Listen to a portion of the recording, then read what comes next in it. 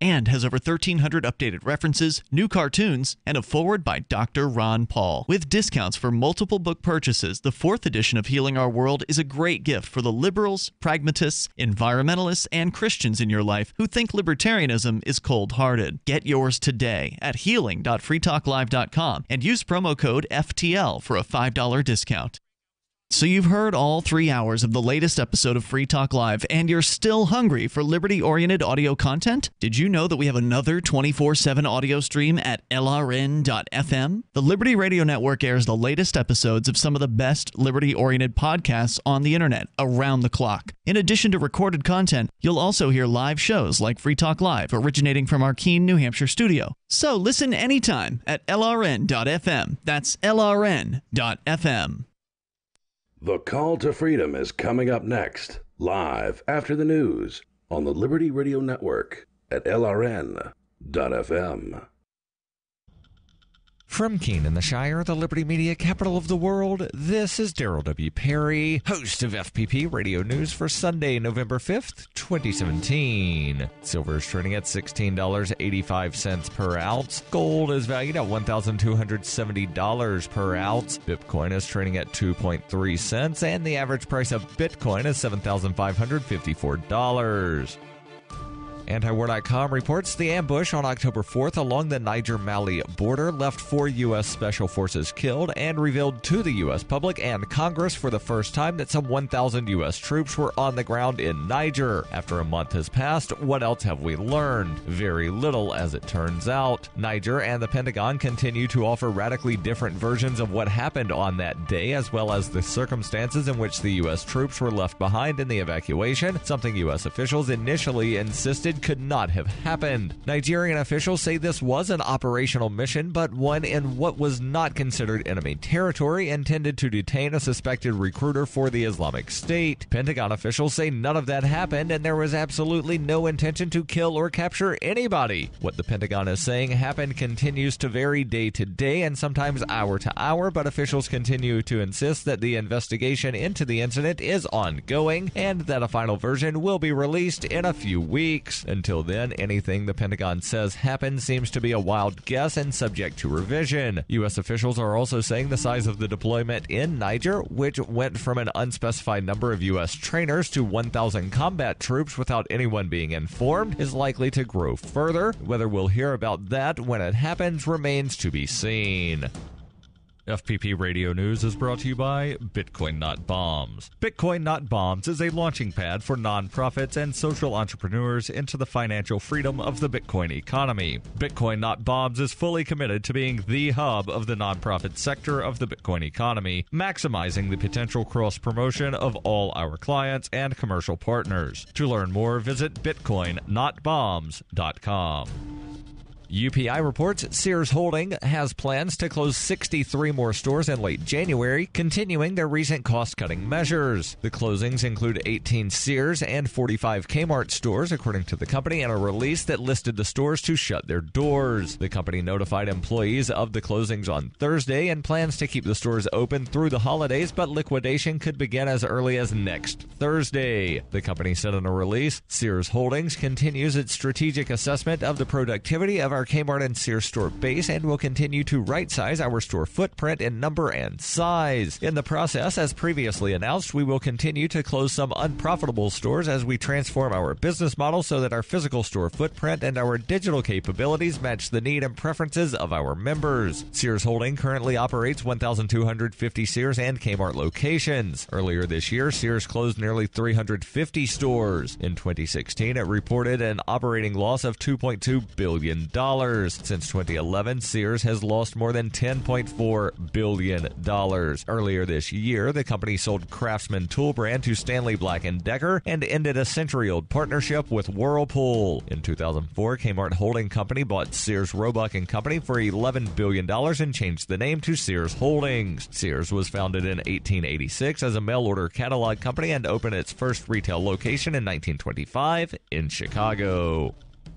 For over 40 years, Roberts & Roberts Brokerage has been a trusted source for buying and selling precious metals like gold and silver. And as a Bitcoin-preferred business, Roberts & Roberts Brokerage has removed the minimum purchase amount for all orders paid in the digital currency. Call Roberts & Roberts Brokerage today for knowledgeable advice on buying and selling precious metals and a forward-thinking approach to new technologies. 800-874-9760 or visit online at rrbi.co. Reuters reports a recent deadly truck attack in New York could not deter blind Japanese runner Toshiaki Ito from joining 50,000 fellow competitors in the city's marathon this Sunday. As he picked up his race number, Ito said, "I will not be defeated by it." Holding his white cane, Ito, who will run with a sighted guide, said through an interpreter that while the attack gave him a little trepidation, he is definitely running. He is far from alone, according to organizers of the annual race, who said runners were defying concerns to join the world's biggest marathon. The New York City Marathon has been canceled only once in its 47-year history, that being in 2012 following Superstorm Sandy's devastating hit to the region. This has been FPP Radio News, online at fppradio.com.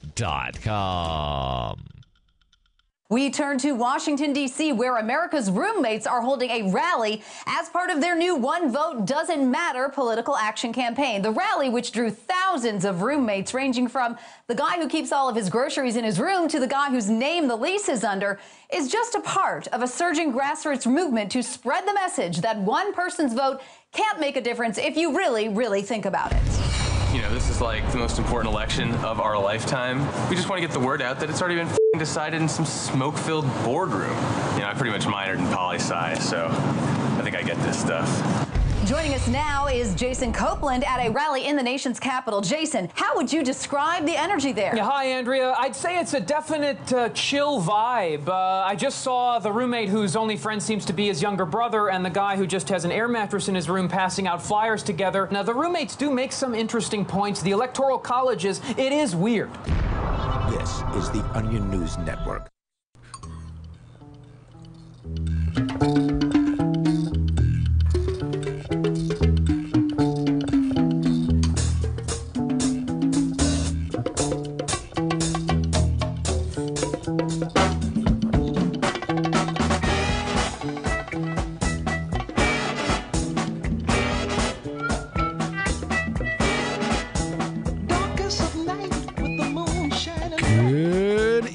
Welcome here to the Call to Freedom on LRN.FM. I'm your host, as always, Will Coley, broadcasting live from the Liberty Studio here in beautiful Keene, New Hampshire. 93. So, yeah, this is how we start the day. So we have an interesting show for you guys tonight. I've got my co-host, Mr. Tom Gray, with me tonight. How you doing tonight, Tom? This week on the Call to Freedom, don't let the door hit you on the way out, whoever it is that canceled us. All right, and I've also got my new co-host, Miss Aria Demetrio from theanarchistshemale.com. How you doing tonight, Aria? I'm doing great. I'm a little shocked about the loss of the amplifier that you mentioned, but other than that... Yeah, I thought it was kind of funny. Ian sent me the thing. Is there a longer version? I don't even know where he went. He's gone. But I've got a short version of it here. It says after he's decided to cancel it, Ian contacts him back. He says, I'm sorry to hear of your frustration and the fact that you canceled your amp. The fact your amp. Part of our show is to talk about things that we may not understand and try to learn more about them. We don't promote any particular religion as a true religion and discuss various different ones. It sounds like this discussion has made you uncomfortable. Now, I'd rather have you call in with your issues, especially when this was originally, it was actually a complaint about me specifically by name. It says especially when Will is on. But if you don't have time, then I wish you the best and thank you for your support. As with other former ampers, you continue to retain all of your amp benefits. If you change your mind and you want to help us with the ideas of liberty in the future, I'd appreciate your renewed support at http contact.freetalklive.com. Thank you. And the response was, well, thank you for all the great Liberty info over the past few years. I feel like I'm close to you and Daryl in particular, but I'm in a situation where I no longer have the time to listen to the show anymore. But if I had to complain, I would recommend you avoid promoting religions in general, especially if you don't understand them, especially the one that is violent at its core. Even violent, there it is. Even violent to the current day in Saudi Arabia and other places. Yeah. Oh, he brought up the Saudis. Yeah, you can make a minority sect sound peaceful, but in places where it's really practiced, it's not. Sorry, I find it very curious that you promote this. But God himself actually did come and took on human flesh as the Prince of Peace. Violent Christians are bad Christians, but violent Muslims are good Muslims. Christianity embraces the philosophy of voluntarism, but you tout not Muslim, which uses force and coercion on subjects, even murder, into believing wherever it's been practiced outside of some liberal Muslim groups, mostly in the U.S. Yes, these people would be executed in some Middle East countries today. Saul, stop persecuting me. All the best, Tom. You're a disgrace to our name, other Tom. Although I have to say, if you really wanted to hear a radio show that takes the Saudi government to task on a weekly basis, for real, we're right here. Right? I have no idea what are you even talking about? It's friendly to this. I'm like the opposite of friendly to the Saudis. Where did Osama go? Yes. I wonder if Osama's having like a technical difficulty. We've got our other guest on, but so tonight we've got a great show lined up for you. We have an author from the Muslima Diaries who wrote an article that I've seen. Actually, Imam Jose Avecido shared it, and on his page alone, probably within an hour, I saw it had 22 shares. I was like, wow. I mean, this really seems to be popping in the Muslim community. So let's reach out to the website where this was written. See if we can get this young lady to come on, talk about her experiences, talk about what inspired her, to write this piece, because, it is an issue that I've spoken about a lot in the course of the last few years. All of you know about the activism and, the attacks that were levied against me back in July and actually in June and in April, basically for trying to fight against the anti-Muslim people with tactics that really hadn't been tried yet. I figured I'd try something new. Wagging our fingers and playing victim, those two things really haven't worked a whole lot in the last 15 years. So let's try something different. Let's be proactive. And that was frowned upon and it was attacked. And that's not the only thing that's being attacked. But it is coming from the same places, the same newly liberalized, left-leaning. All the Democrats say is golden truth, is haq. And if it conflicts with Islam, the actual haq, according to Muslims, then, my friends and what they think of me that aren't Muslim is far more important, than whether or not I'm following our faith in a way that is actually orthodox, at least to some standard. So, We've got her on. We're also going to talk. There's this huge story that's come out of Pakistan. It's very disturbing. I'm very, very upset about this. It's Pakistan, and I worked with the Imran Khan campaign back in 2012. My wife's family is Pakistani, so Pakistan. Like, I have my own personal connection to that area for some reason. I have this love for the region. I've had very close connection with a lot of people from that area who've had very huge impacts in my life personally. So I have a love for these people, and I'm very disturbed and very upset by a story that I've seen, another story that's gone viral that's coming out of Pakistan. And then I've said it so many times, voting, vote harder. Just vote harder next time and all your problems will be solved. And Tom's often argued against that as, the responsible American citizen, but I'm the anti-American citizen. I am the one who says, what, sometimes these rules and these things that we do, we have to admit that they're kind of pointless at this point. And Maine, oh boy, Lord have mercy. Woo! I'll tell you what, they have gone out of their way to show that I am right. Aria, you and I are right, without a doubt now. Thank you, Governor of Maine, for showing without a doubt that we are right, that the voice of the people means absolutely squat. Even a referendum vote, the voice of the people means absolutely squat in the United States today. That's where we are, folks. I mean, you may not want to admit that that's where we are, but that's where we are, folks. It is a sad day when a governor can override a referendum vote and just decide, you know what? The people made this decision. The people made this vote. The people have spoken, and I just don't really care. I just don't really care what the people have to say, because that's where we are at today, folks. I mean, whether you want to admit it or not. I mean, come on, Aria. I know I'm preaching to the choir with you. Tom's the one that's over there shaking his head, but I know you're listening. Oh, yeah, it perfectly rivals what's happening in Catalonia as well. I mean, you had these people who voted for this thing, and then the central authority was like, nah, you know what? We don't like what you voted for, so we're going to undo that. And then the governor who encouraged them to vote left. Right. He just left. Right.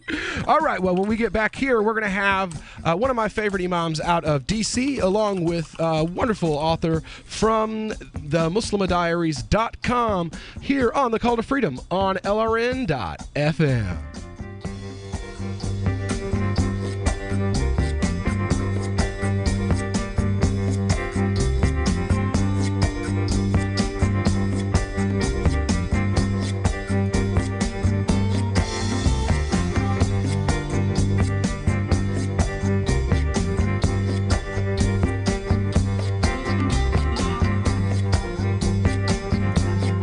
So you've signed the Shire Society Declaration and are planning your move to New Hampshire to be around more liberty-oriented people. Next, sign up for the Shire Society Forum at forum.shiresociety.com. There are a bunch of people there who are already in the Shire, and they want to meet you. If you're already in the Shire physically, you should also come by the forums. Remember, not everyone uses Facebook. New people are signing up for the Shire Society Forum every month, so drop in and say hello at forum.shiresociety.com.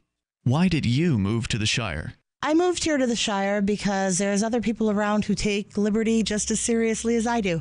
I moved to the Shire because I saw videos of people challenging authority and thought that I could get support myself.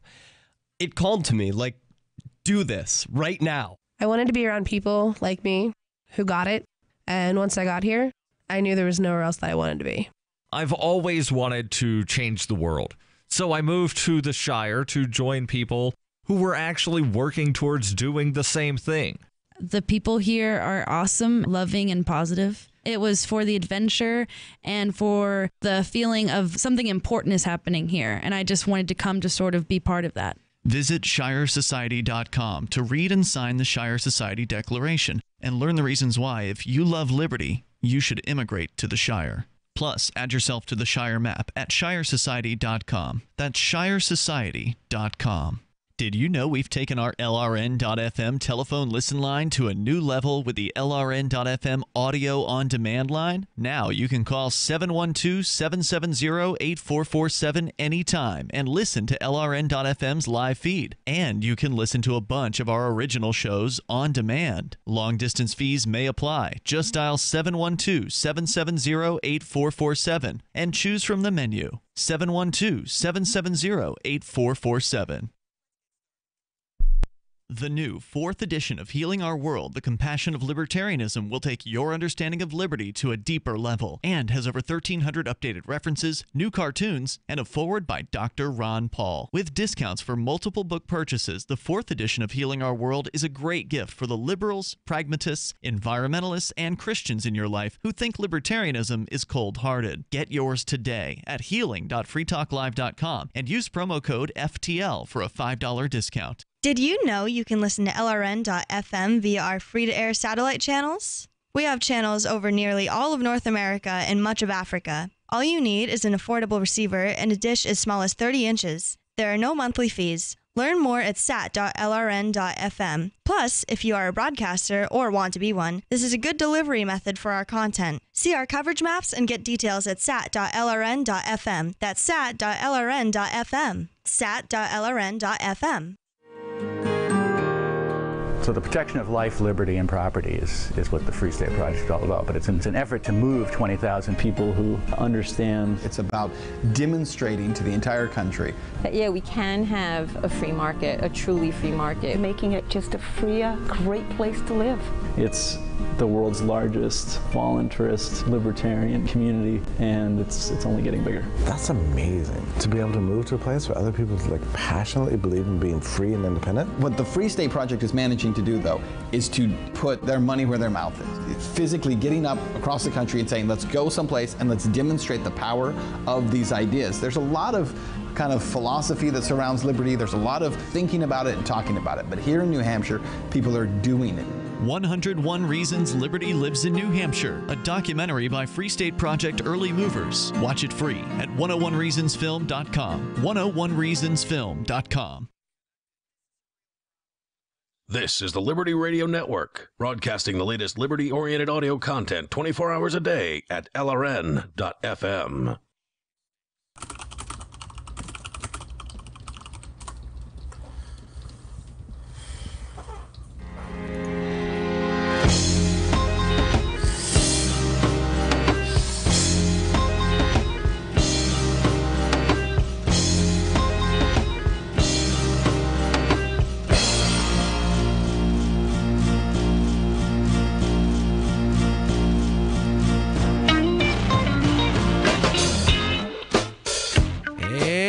We're back here on the Call to Freedom on LRN.FM. Joined by my host, as always, Mr. Tom Gray, clacking away on that keyboard over there in East Tennessee. And my other new co-host, Miss Aria Demezio from the anarchistshemale.com. So tonight we've got a story for y'all, okay? Now, this is something that I've been discussing with you guys for the last few months. We actually had Imam Zaid Shakir on here and had a discussion with him. We played some clips not too long ago of a lecture that he gave where he was discussing a lot of these issues. And, you know, it's pretty sad, guys. But we've got the author of this piece here. It's from a website called the Muslimah Diaries, you know, and it's not really a website I would normally go to, but it was something that I found particularly interesting. It was shared by an imam that's a friend of mine that I really respect, named Jose Avicito. And like I said, it had already, in about 40 minutes after he shared it, gotten over 22 shares. So I was like, this seems to be kind of popular in the Muslim community, so let's have a discussion about this. So I sought out Miss Nadia Ahmad here, and she has decided she's going to come on and have a discussion with us. Now, I want to read a little bit of her article here to you. It says, I'm a Muslim woman and I attend one of the most liberal universities in the West. Coming to college caused me to doubt Islam in many ways. And like many of us at American universities, I often found myself confused and frustrated in the liberal space that I was in. Upon entering the school, I was first introduced to what it meant to be a, quote, conservative or liberal Muslim. I was also introduced to feminism in the context of Western liberal Muslim spaces. For the first time, I was engaging in debates on whether or not females should be delivering the khutbahs. And for those of us who are new listeners to the show, a khutbah is like a sermon that you would give on a Sunday, but instead it's given on a Friday afternoon, and it's about a half an hour shorter, and leading the prayers. For the first time, I had to choose whether or not to attend a Jummah prayer that had been dedicated to LGBTQ plus students, or be ostracized by majority of the MSA for choosing not to attend. For the first time, I was asked by fellow MSA peers, and MSA is the Muslim Students Association. You know, that scary organization that all the other shows that you hear on the station on this station, well, not Free Talk Live, but you know, most of your other right-wing shows that you're hearing are telling you like they're these scary terrorists at college campuses that are trying to take. Well, truthfully, they're more like Antifa than they are, than they are Al Qaeda. At least from this young lady's perspective, and mine as well. To be truthful, it says the hardest and most recent experience was when I was coined as, quote, internally oppressed.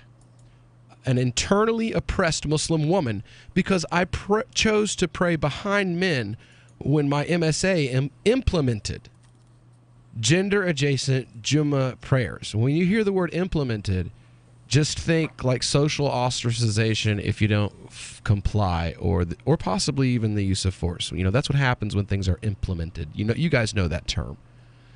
It says, some had argued that I was internally oppressed by men's inability to control their temptation, and that by implementing space for women to pray in the back, I had caused the MSA to regress.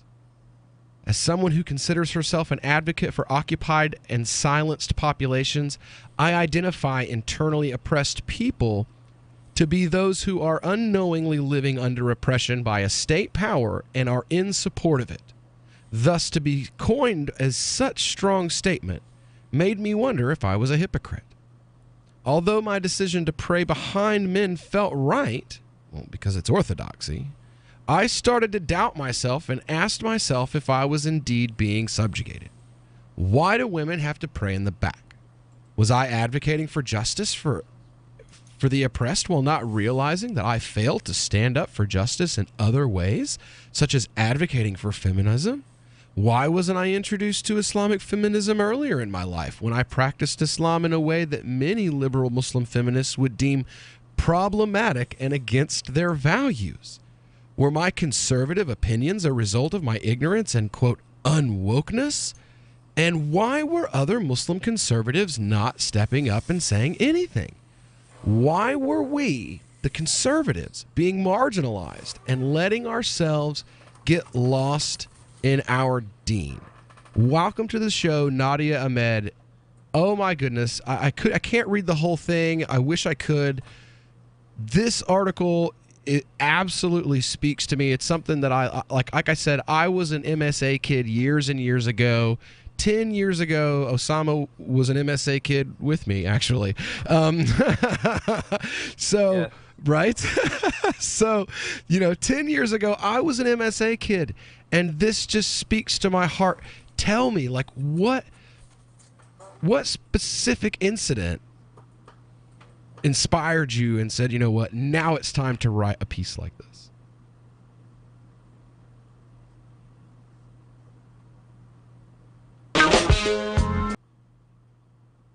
I've lost. I'm not getting any audio from Aiden. I was a minute ago, but I don't hear Aiden at all now, and I don't know why. Nadia, I can't hear you, Nadia. No, we can't hear you. Well, since I can't hear her, I'm going to continue to read some of this, and when she finally is able to be heard, we're going to let her take over. It says, we fail to remember that it's white Europeans who used feminism to justify the colonization of Muslims. They also told us that our tradition was backwards and that we needed Western feminism to save us from oppression. Now, Muslims are employing the same mindset to our own Muslim spaces by coining traditional Muslims as oppressed or even oppressors. I'm just... Osama, brother, have you observed any of this stuff yourself? Are you seeing these things happen too? I am seeing a slow move in the within my own network, and as I travel outside of my close net circle into more of the MSAs and the younger generation, I am noticing it even more and more, and it scares me just as much as it does you. This is like next level kind of stuff. You know what I'm saying? I mean, on a whole nother level. Now, when we get back here, okay, hopefully we're gonna have we're going to have this audio issue that we've got fixed. And, we'll have Miss Nadia Ahmad on with us. She's going to discuss this article that we've got here and tell us what was it that inspired her? What's really going on in college campuses today? Because, see, I remember what college was like in 2008, and it looks like a whole different animal today. And a lot of people have been... Never, ever send a follow-up email asking, "Did you get my email?" Email 101. If it didn't bounce back undeliverable, it got where you sent it. And avoid transmedia pestering, like calling to ask, "Did you get my email?" or emailing to say, "I left you a voicemail." If your emails and voicemails aren't being acknowledged, your problem isn't technology, it's technique. Is your message concise and understandable? Have you boiled it down to seem as relevant as possible to the recipient? In other words, is it the opposite of spam or junk mail? All of this really matters if you're a job seeker. But even if you're not, with money and attention so scarce now, effective communication skills have never been more important. For more tips, hit survivalspeech.com. I'm Holland Cook. Cell 411 is a free app for Android and iOS that replaces government-controlled 911. Cell 411 allows you to preset a group of friends or private organizations to show up at any emergency. Cell 411 is a nightmare for the state because it proves their so-called services aren't needed. Cell 411 has had thousands of installs, and of course it's covered by the BIPCOT no government license. Cell 411 because your friends won't shoot you when you're in trouble. Without the government, who would build the emergency services? You and Cell 411. Get it today at getcell411.com. Are you tired of hearing things like this on the radio and television? I've read the Quran, the Hadiths, the Surahs. 90% of it is violence.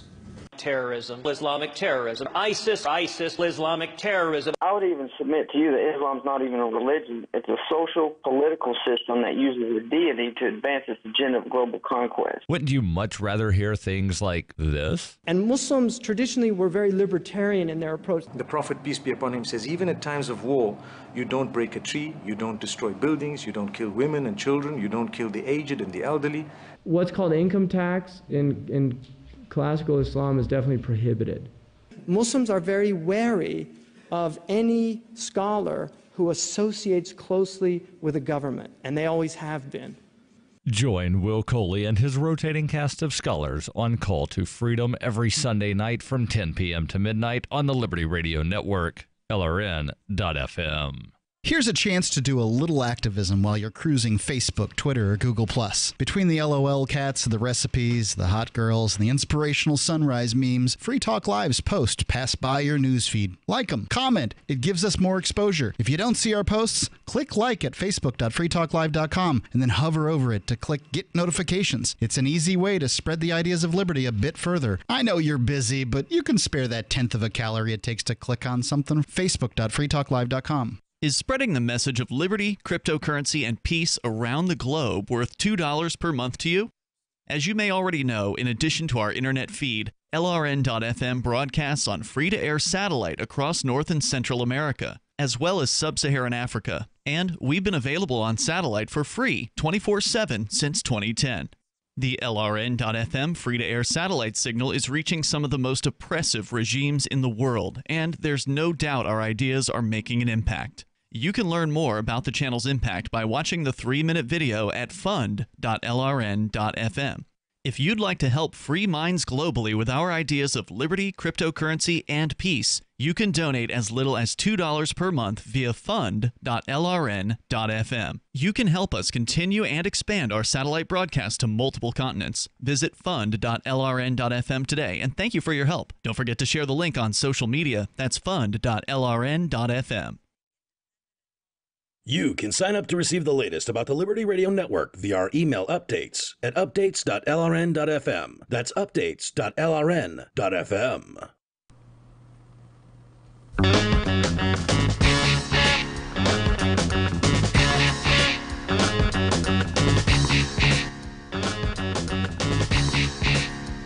From each other. And you tell me, in this country, who is speaking the language of hate. The left and the right are speaking the language of hate. Who's speaking the language of division? The left and the right are speaking the language of division. Who's going to speak the language of community? Who's going to speak the language of love? Who's going to speak the language of mercy if the Muslims don't speak it? All right, and we're back here on the Call to Freedom on LRN.FM. We are joined tonight by an author from the Muslim Diaries who wrote a really good piece. And what you just heard, for those of us who are those of you who are new listeners, that's Imam Zaid Shaker. He's been on the show quite a few times, at least once a year since we've been on the air. And that's he actually was trying to address another issue very closely linked to what Nadia has brought up in this article, and I wanted to welcome, since we have our audio issues dealt with. Assalamu alaikum, Nadia. How are you tonight? Walaikum salam. I'm good. Alhamdulillah. How are you? Alhamdulillah. Better than I deserve, that's for sure. So, tell me, was there a specific incident that kind of was like, okay, this is the last straw, that really inspired you to put this piece together? Yes. So, I mentioned this in the article, the incident where I was kind of coined as the internally oppressed Muslim woman.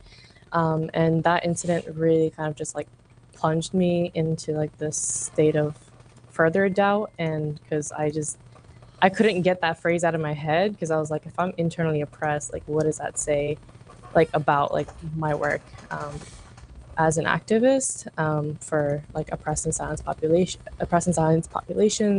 At that moment I was like, okay, I clearly don't really know my religion that well. Like, if I can't even articulate like why I'm choosing to practice Islam a certain way, or follow the traditional approaches, because like when people would like ask me why I'm doing it, I didn't know how to like explain it that well.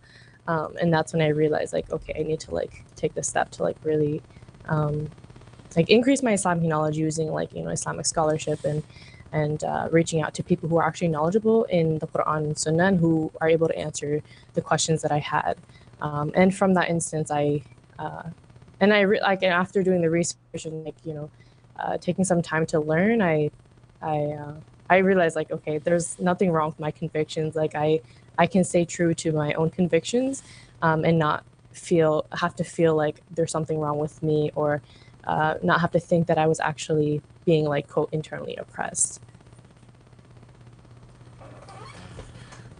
So Nadia, reading your piece reminded me a lot of some of the pieces that my Christian friends who are around your age group have shared lately about feminism on college campuses. The difference that I saw was that you don't seem to see a contradiction between the traditional practice of Islam and your pursuit of advocacy for oppressed populations. Yeah. So with the particular incident, instance of like me choosing to pray behind the men, like I personally didn't find it a problem. Like I didn't feel like I was being subjugated in that process. Like I knew that I was like that. Me praying behind men didn't mean that I was less than a man. And I know that Islam is like inherently feminist religion. It's given us rights and in lots of ways that other religions haven't done so before. And I personally feel like as a woman, like I feel empowered in lots of ways, and I don't think I've ever felt that oppression. So no. Yeah, so I mean that's what allowed me to like continue just like staying true to like to the tradition, which ultimately stems from revelation and the Sunnah of the Prophet, peace be upon him. Now, you said that you had been tested, that your waters had been tested, so to speak, on the issue of homosexuality, and I want to try to quantify that. Now, are these people saying that you are a bad person because you, I mean, on a scale of stone my child to death to, I wouldn't hate them, but I wouldn't want that for them. Like, where on that scale are you allowed to be before you're an evil bigot? So I mean, it kind of depends on who like I'd be talking to. There's be some like on average, then. Like on average. On average? Yeah. I mean, can you at least express like, look, like I think homosexuality is a sin, so I would not want the same as I would not want my child to commit adultery as an adult. I would not want them to be a homosexual as an adult. Like, to me, it's the same thing. Like they're both sins, and I don't want my children to sin as adults. I know they will, but I don't want them to. Is that okay to feel? Am I now a bigot for feeling that way, or do I have to be like a hardcore, like Pakistani, like, be violent and throw them out and kick them, and like you have to be like that before people are like, oh, well, you're a bigot? Because I would even be like, oh, you're a bigot, because that's just over the top. Yeah, so I think my case was very much with the first thing that you said. So if I had said like, I think, homosexuality or engaging homosexual acts are a sin, then yes, I would be coined as like a homophobe, and that would easily be thrown around and just and placed out of context. And like I've heard instances where people who I know would say stuff like, I don't think homosexuality, or like, they would say that homosexuality is sin. Like one person would go around saying this person's a homophobe, and going around calling people these names is just like not acceptable.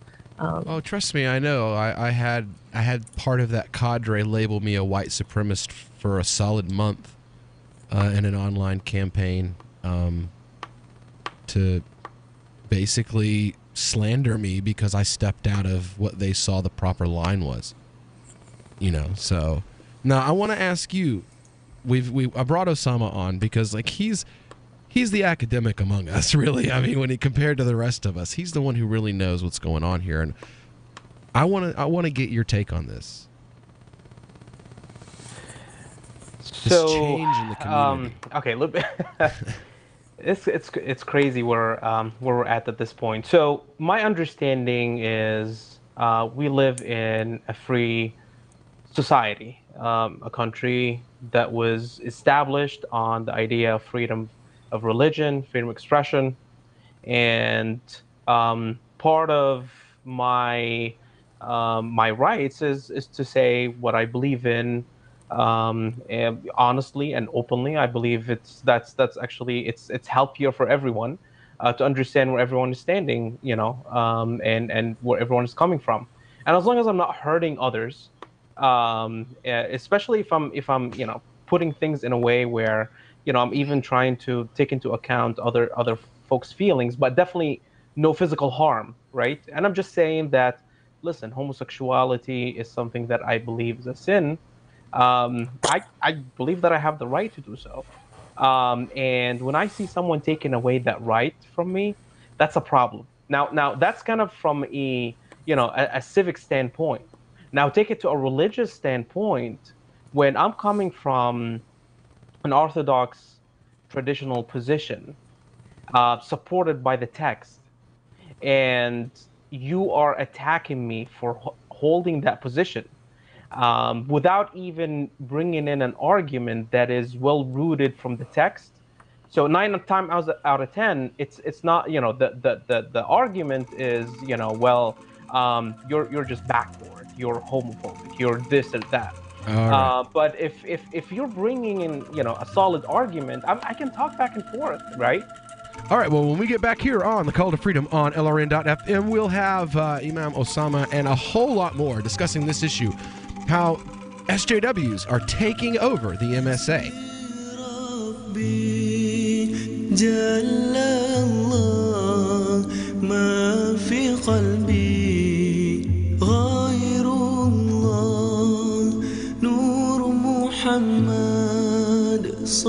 We've all heard about blockchain assets like Dogecoin, Ether, and Ripple. Bitcoin isn't the only player in the blockchain game any longer. And for those of us wondering how to get our hands on these digital assets, finally, there's a solution. Shapeshift.io allows you to buy and sell between your digital assets and Bitcoin instantly between your own digital wallets. I've used it with ease. Shapeshift.io. There's no account or email address needed. You send them the crypto you want to sell, they send back the crypto you want to buy. It's that easy. Shapeshift.io.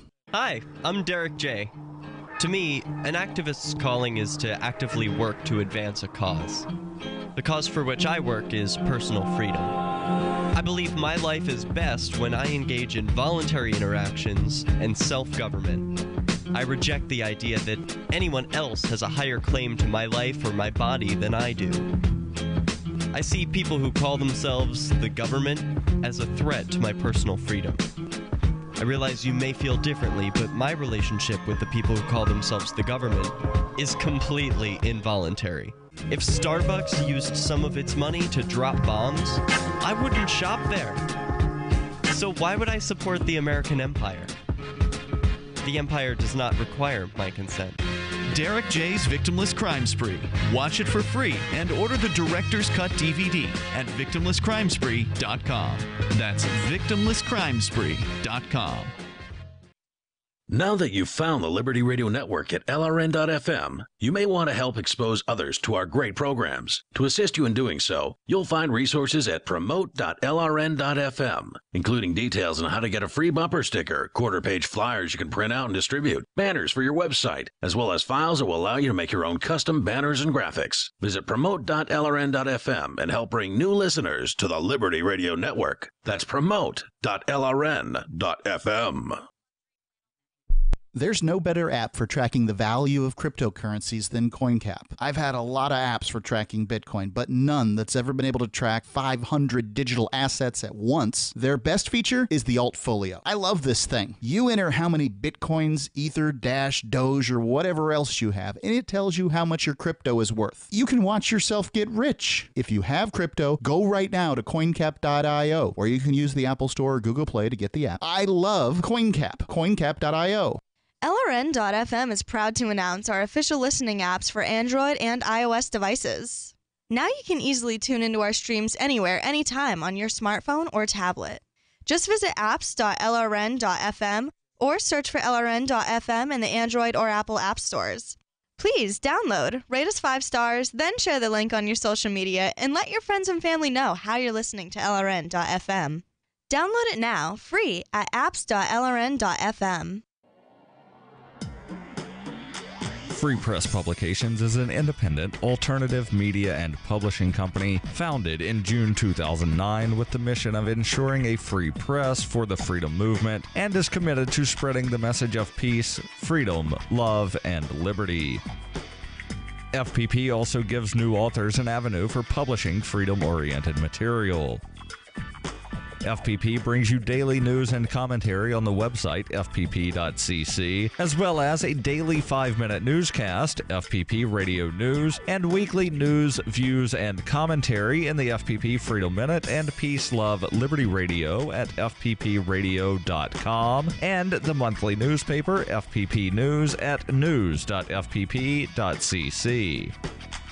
Find FPP online at fpp.cc. That's fpp.cc, as in Creative Commons. What's up next? Visit the Liberty Radio Network program guide to find out at shows.lrn.fm. That's shows.lrn.fm.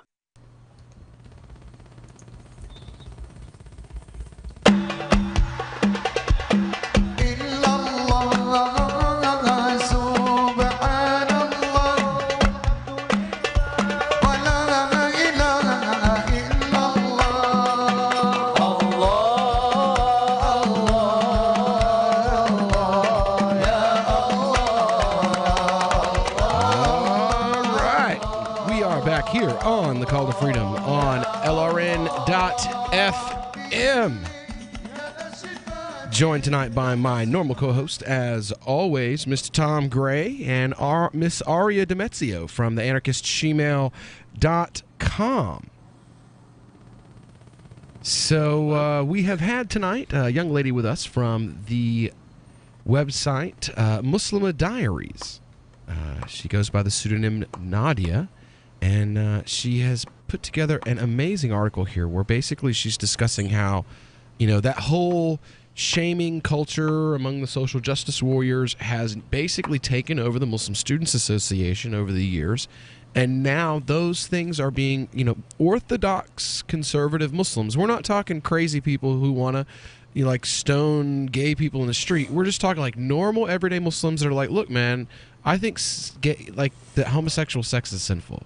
I don't want to hurt people who do it. I don't think that the state should implement crime against them or anything like that. I wouldn't want to kick my kid out of the house or beat them if they told me that they were gay. I would just be disappointed. It's not something that I would want for them.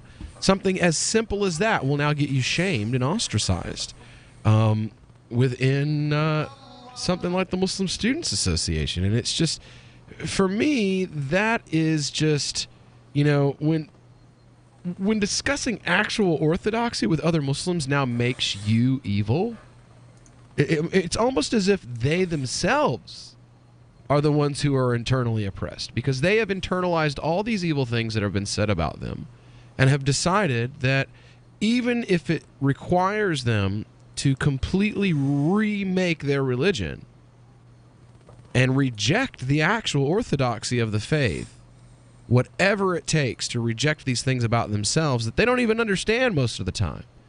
Muslims have a position on gay marriage. It's none of our business. That's the position. I mean, Osama, am I wrong on that? They're not Muslim. Their way is their way. Our way is our way. If the culture here in the U.S. says that gay people can get married, as long as they're not forcing the Muslims to do it in our masjids, what they do is none of our business.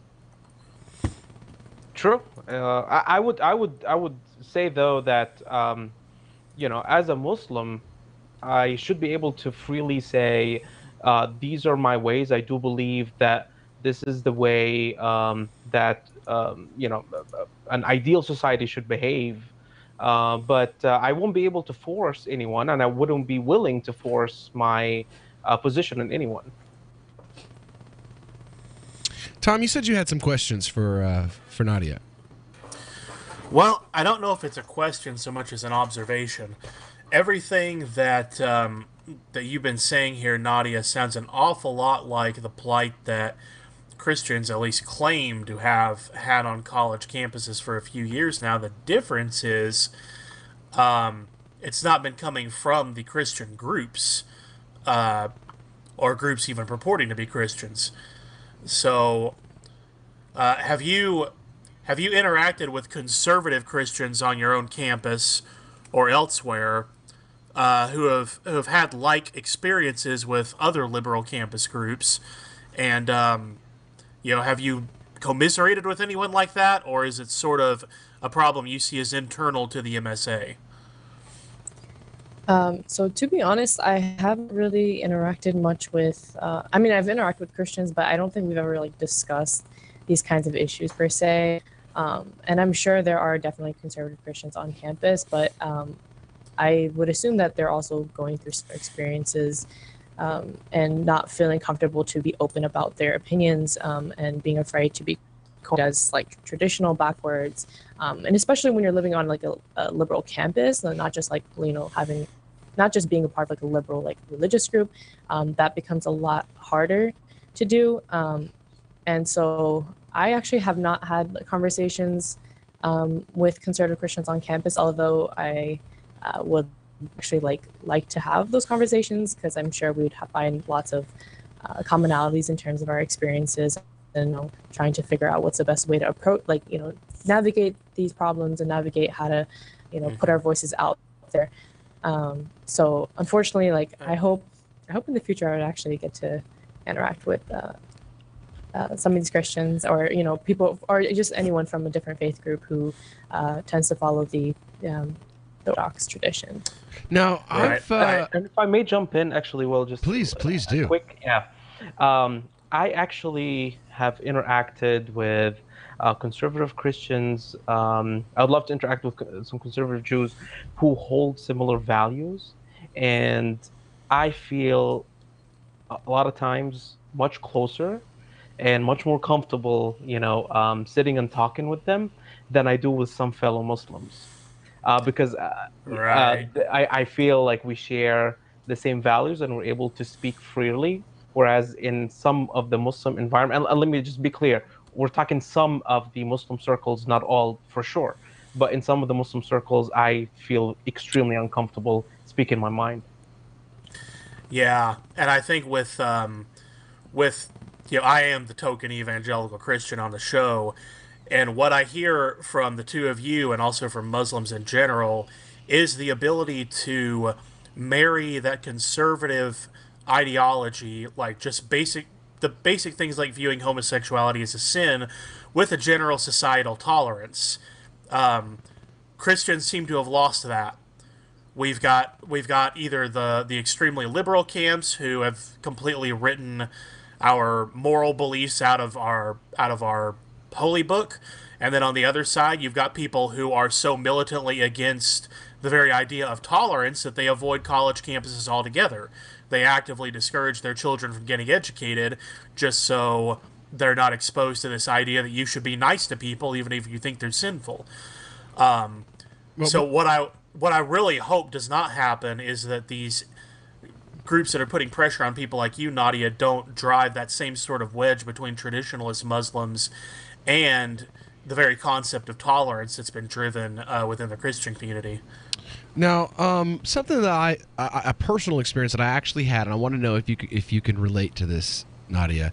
I was having a conversation on another issue. Instead of homosexuality, this time I was having a conversation about taxes, specifically income taxes, and whether or not Islamic jurisprudence saw them as something that was permissible, or if Islamic jurisprudence saw them as oppressive, as literally theft.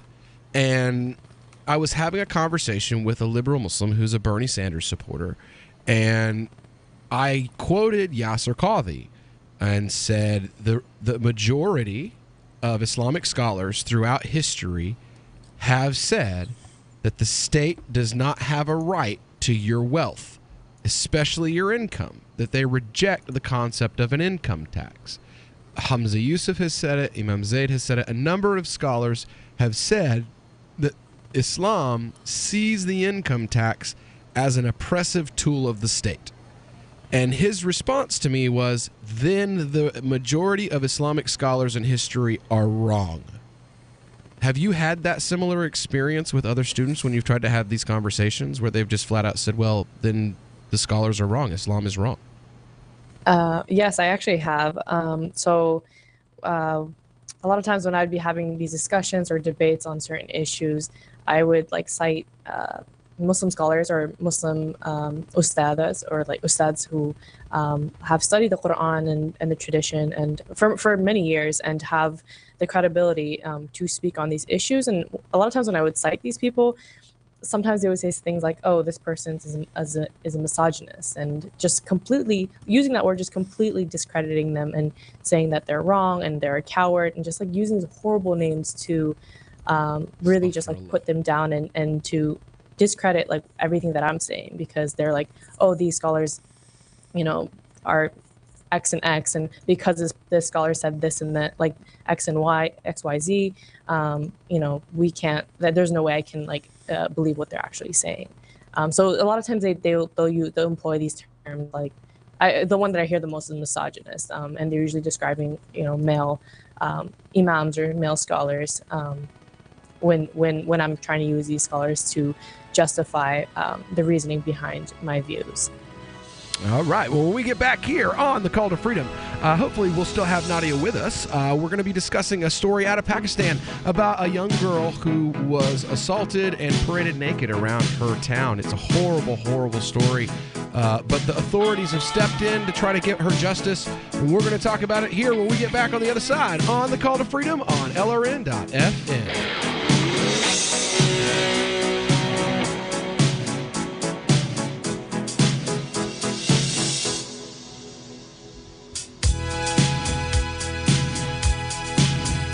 On On Free Talk Live, we're bringing people to the ideas of liberty every day. From wrestling superstars like Glenn Jacobs. You guys really are having an impact, I believe. Like I said, a lot of where I am now is due to listening to Free Talk Live. You changed my mind on some very important issues years ago. To random people tuning in on the radio. I was kind of stuck in the left-right paradigm. I heard your show by chance on a Saturday night. From there, I went on, joined the Free State Project, and become an amplifier. So, I mean, that's really the reason why I amp is because I know that if it wasn't for you guys being on as many stations as you are, I never would have found the ideas of liberty. Your amp will directly change more lives by getting Free Talk Live in front of people looking for talk radio online and on the air. When you amp Free Talk Live, you get perks like access to the AMP-only Facebook group and AMP podcast. Visit amp.freetalklive.com. There are lots of ways to listen to Free Talk Live. Our podcast has been around since podcasts began, and now the FTL feed is loaded with content besides our full show archives. Did you know that we make it easy for you to customize your podcast subscriptions? We have different feeds, one that includes only our full shows, one with just the Daily Digest, and one with just the Edgington Post. You decide what you listen to. It's quick and easy to customize your feeds at feeds.freetalklive.com. That's feeds.freetalklive.com. When you hear the word lobbyist, you probably think about greedy corporations, but not all lobbyists are the same. Some are fighting for the freedoms you hold dear. Liberty Lobby LLC is doing just that in New Hampshire, working hard to represent you, not some special interest group. You can help by going to libertylobby.info, where your contribution will give us the tools we need to ensure that your voice is heard. Visit libertylobby.info today to find out more. More of the Call to Freedom is coming up next, live after the news on the Liberty Radio Network at LRN.FM. From Keene in the Shire, the Liberty Media capital of the world, this is Daryl W. Perry, host of FPP Radio News for Sunday, November 5th, 2017. Silver is trading at $16.85 per ounce. Gold is valued at $1,270 per ounce. Bitcoin is trading at 2.3 cents, and the average price of Bitcoin is $7,554.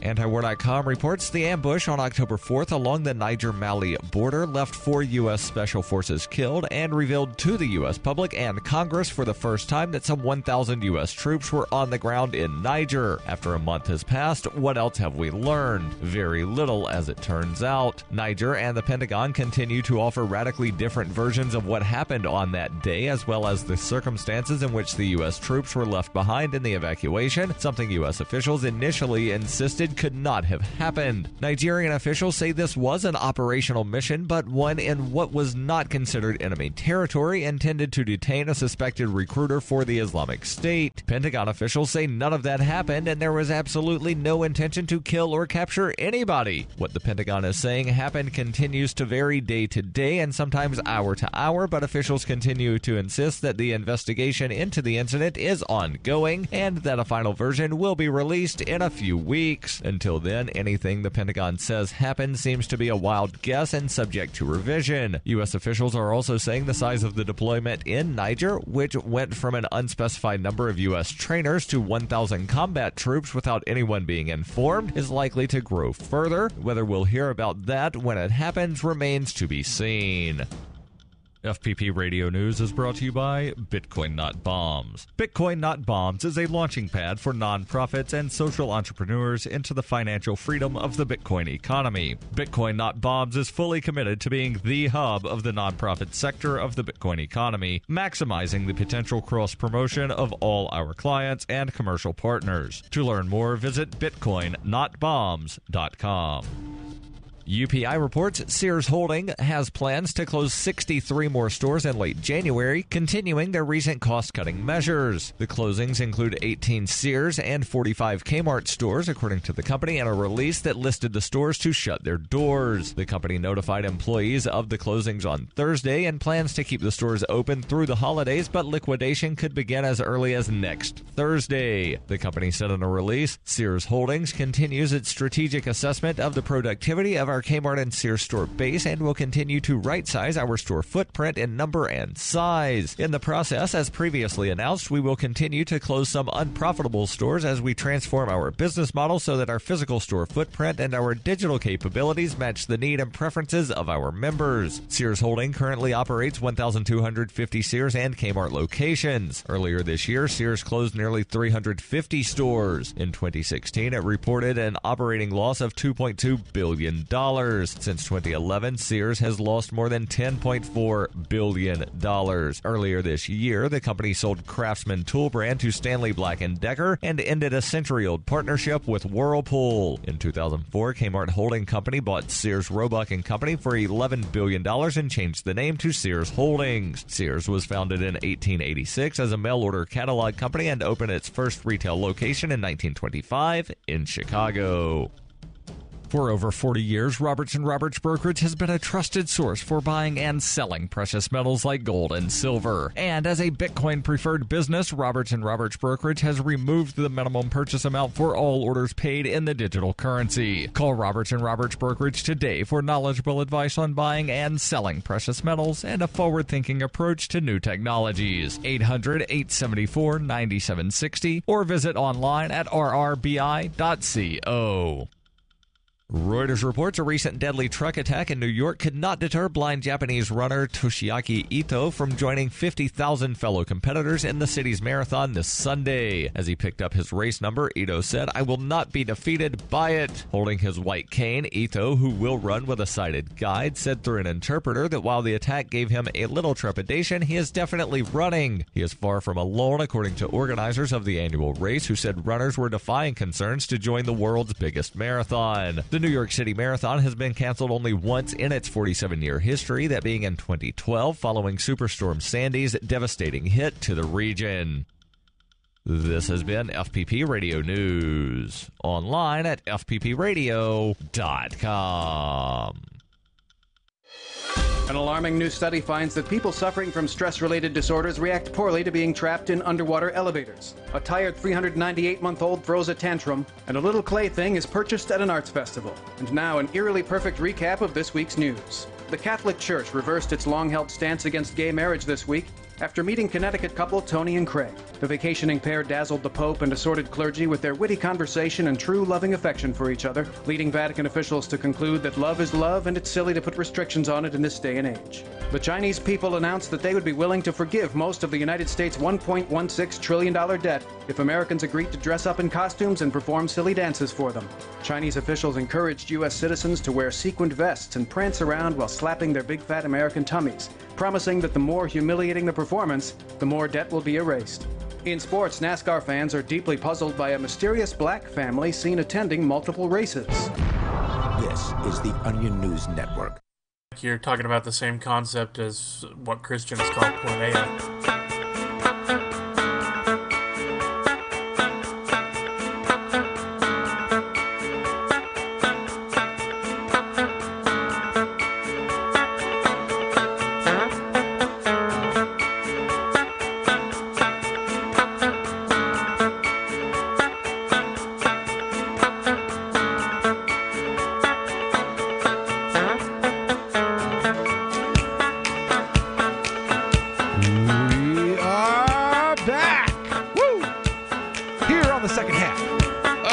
Call to Freedom on LRN.FM.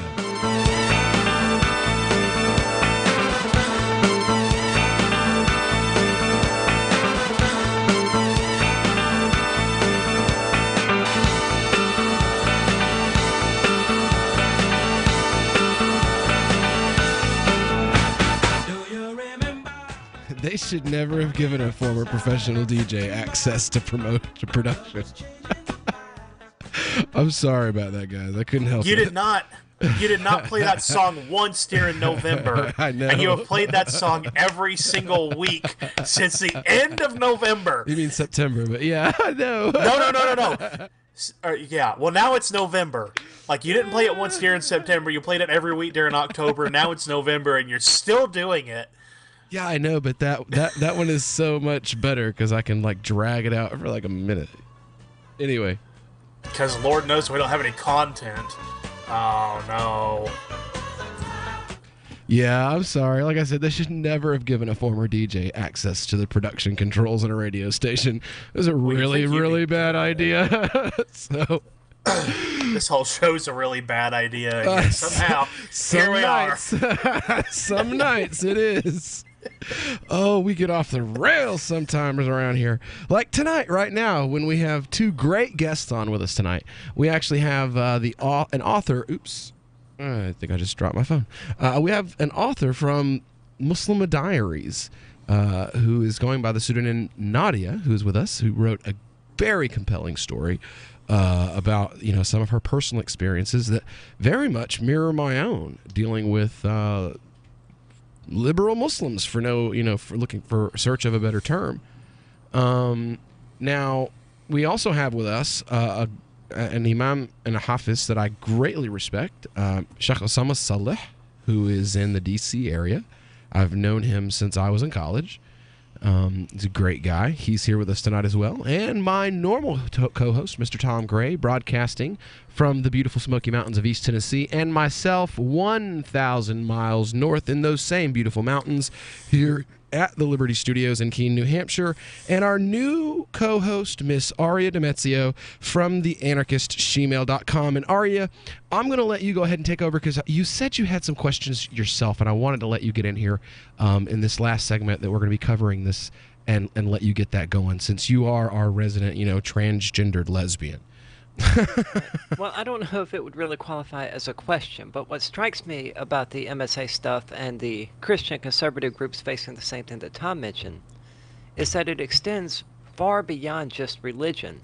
I mean, in fact, these people that we're discussing, they clearly have an ideology that takes precedence over their religion. And as an atheist and trans person, I see this as well.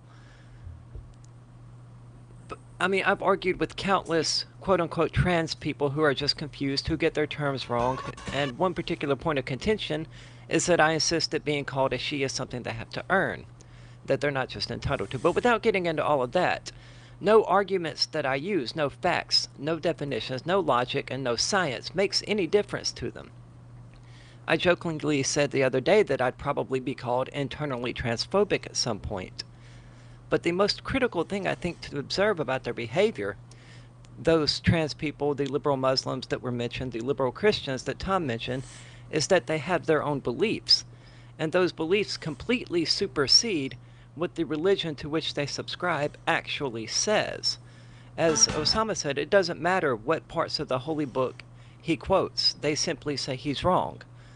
So while I'd have no question, I'd say that I would expect that sort of dogmatic adherence to certain principles to be common among atheists and non-religious people, because those people, for whatever reason, don't have their own codified set of instructions already. But seeing it also happening among the religious, those people who do have codified instructions, and just throwing them out because they choose instead to adhere to these other beliefs, that's alarming. That says a lot.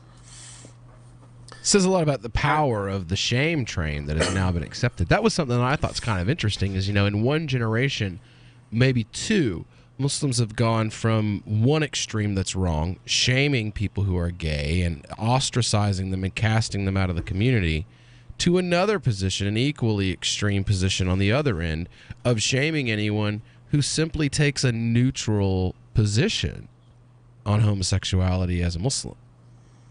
So I wanted some more from you, though, before we move on to the next topic, Nadia. Would you like to comment on what Aria had to say? Yeah. So, I can totally. I know exactly where you're coming from, Aria. Whenever I had conversations about whatever topic we're talking about, it seemed like whenever I had when I would bring up the scripture or anything. So whenever I bring up the scripture, it seemed like a lot of times they had lots of doubts with the certain verse or a certain hadith, and I think what the problem was that a lot of people weren't willing to kind of take the step to kind of get rid of the doubt that they had with this certain verse or hadith, and they kind of just let it linger and will just kind of stick with it and just let them and kind of use that as a way to just continue, saying the opinion that they want to say, instead of actually like taking the step to search for the scholarly approaches to understanding a certain verse or understanding a certain hadith. And I think that was the main problem. It was this unwillingness to kind of do the research and understand what Islam actually says about something, or understand why, like if they have an issue with it, understand why Islam says something about that.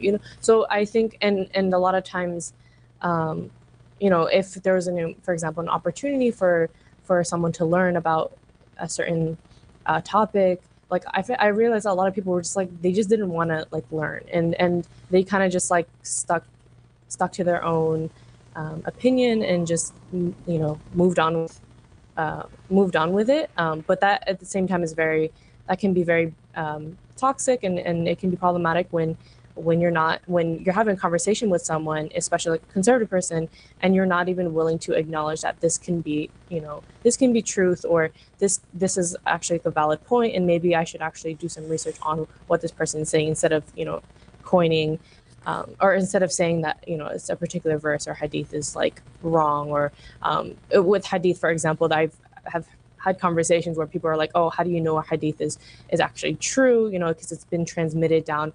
It's been transmitted through many different people, and it's male. The hadith is like male dominated. Like they would say all of these things, and personally, honestly, like when I first had these conversations, I actually didn't know how to respond to it. I didn't know how to respond to them saying that, oh, the hadith is all male dominated. As a result, you have like a lot of misogynist, what would seem like misogynist hadiths and rulings, and but the thing is, there are lots of resources out there that would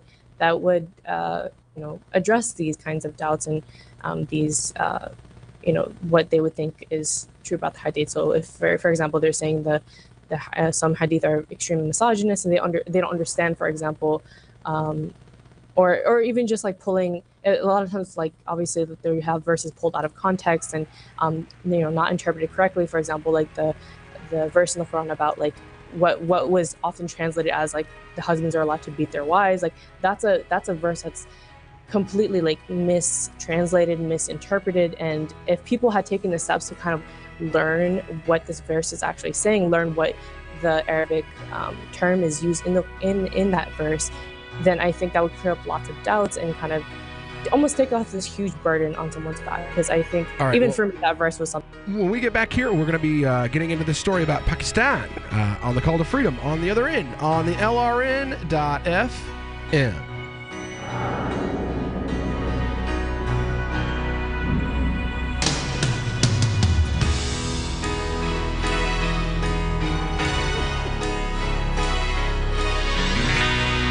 Imagine, if you will, a virtual world, a symbiotic economy with its own currency, where you can barter your services with others. Simbi.com is a marketplace of real people exchanging skills and services, from web developers, marketers, video production specialists, and teachers of all sorts, to gaming consulting or fitness coaching. Simbi.com is a vast world of people trading freely. Take my word for it, it's an adventure you can't afford to miss. Simbi.com.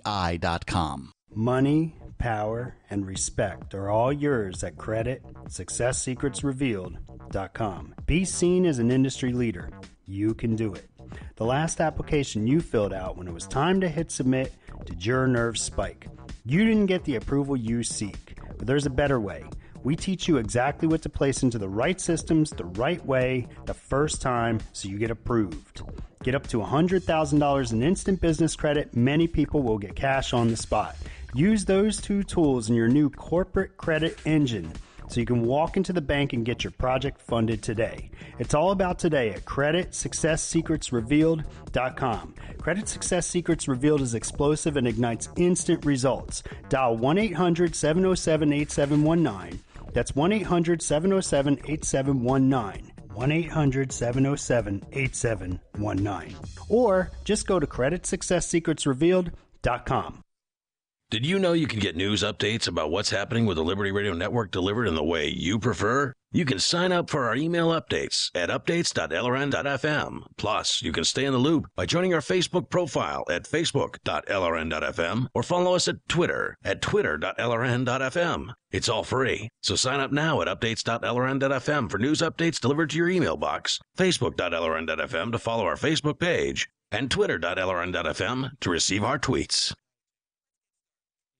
Hi, this is Mark Edge of Free Talk Live. Michael W. Dean's book, User's Manual for the Human Experience, changed my life. In a culture that attempts to turn you into a compliant victim, this book gives you implementable steps on everything from how to be aware of your environment, walking down the street, to business, to how to handle a toxic person in your life. If you're a human, you need to read this book at least once. Go to Amazon and get the Kindle version, or paperback, or an audiobook of A User's Manual for the Human Experience.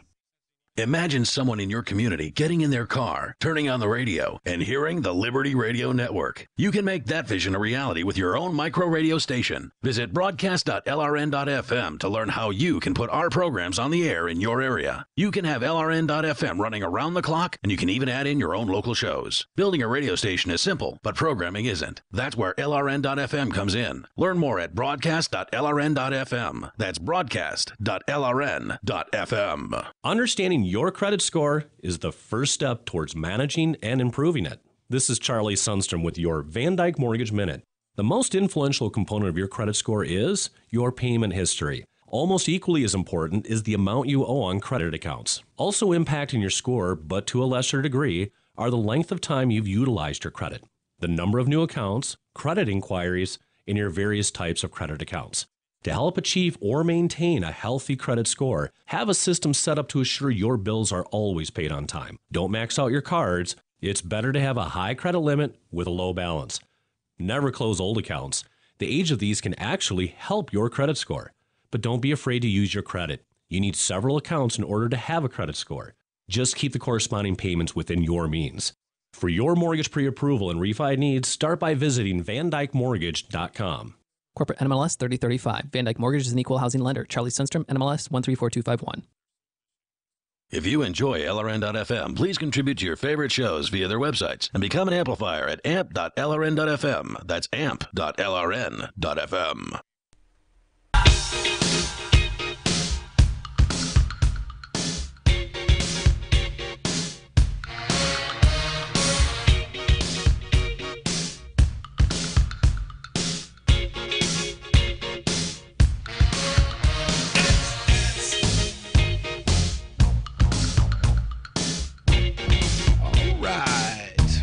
Back here to the Call to Freedom on LRN.FM. I am your host, as always, Will Coley, with my normal co-host, Mr. Tom Gray, and our newest co-host, Miss Aria Demezio from theanarchistshemale.com. We are joined tonight by Nadia from the Muslima Diaries. It's a website you can go to if you want to learn more about some of the anonymous writings of young Muslim women here in the States. It'd be a great website for you to go to and read. And we also have with us one of my favorite Hafiz and Imams, Mr. Osama Saleh. So moving right along tonight, I want to cover this story. It's been covered by The Guardian. It's also in the Daily Mail. I was particularly disturbed to hear it. One of y'all's headphones has come unplugged.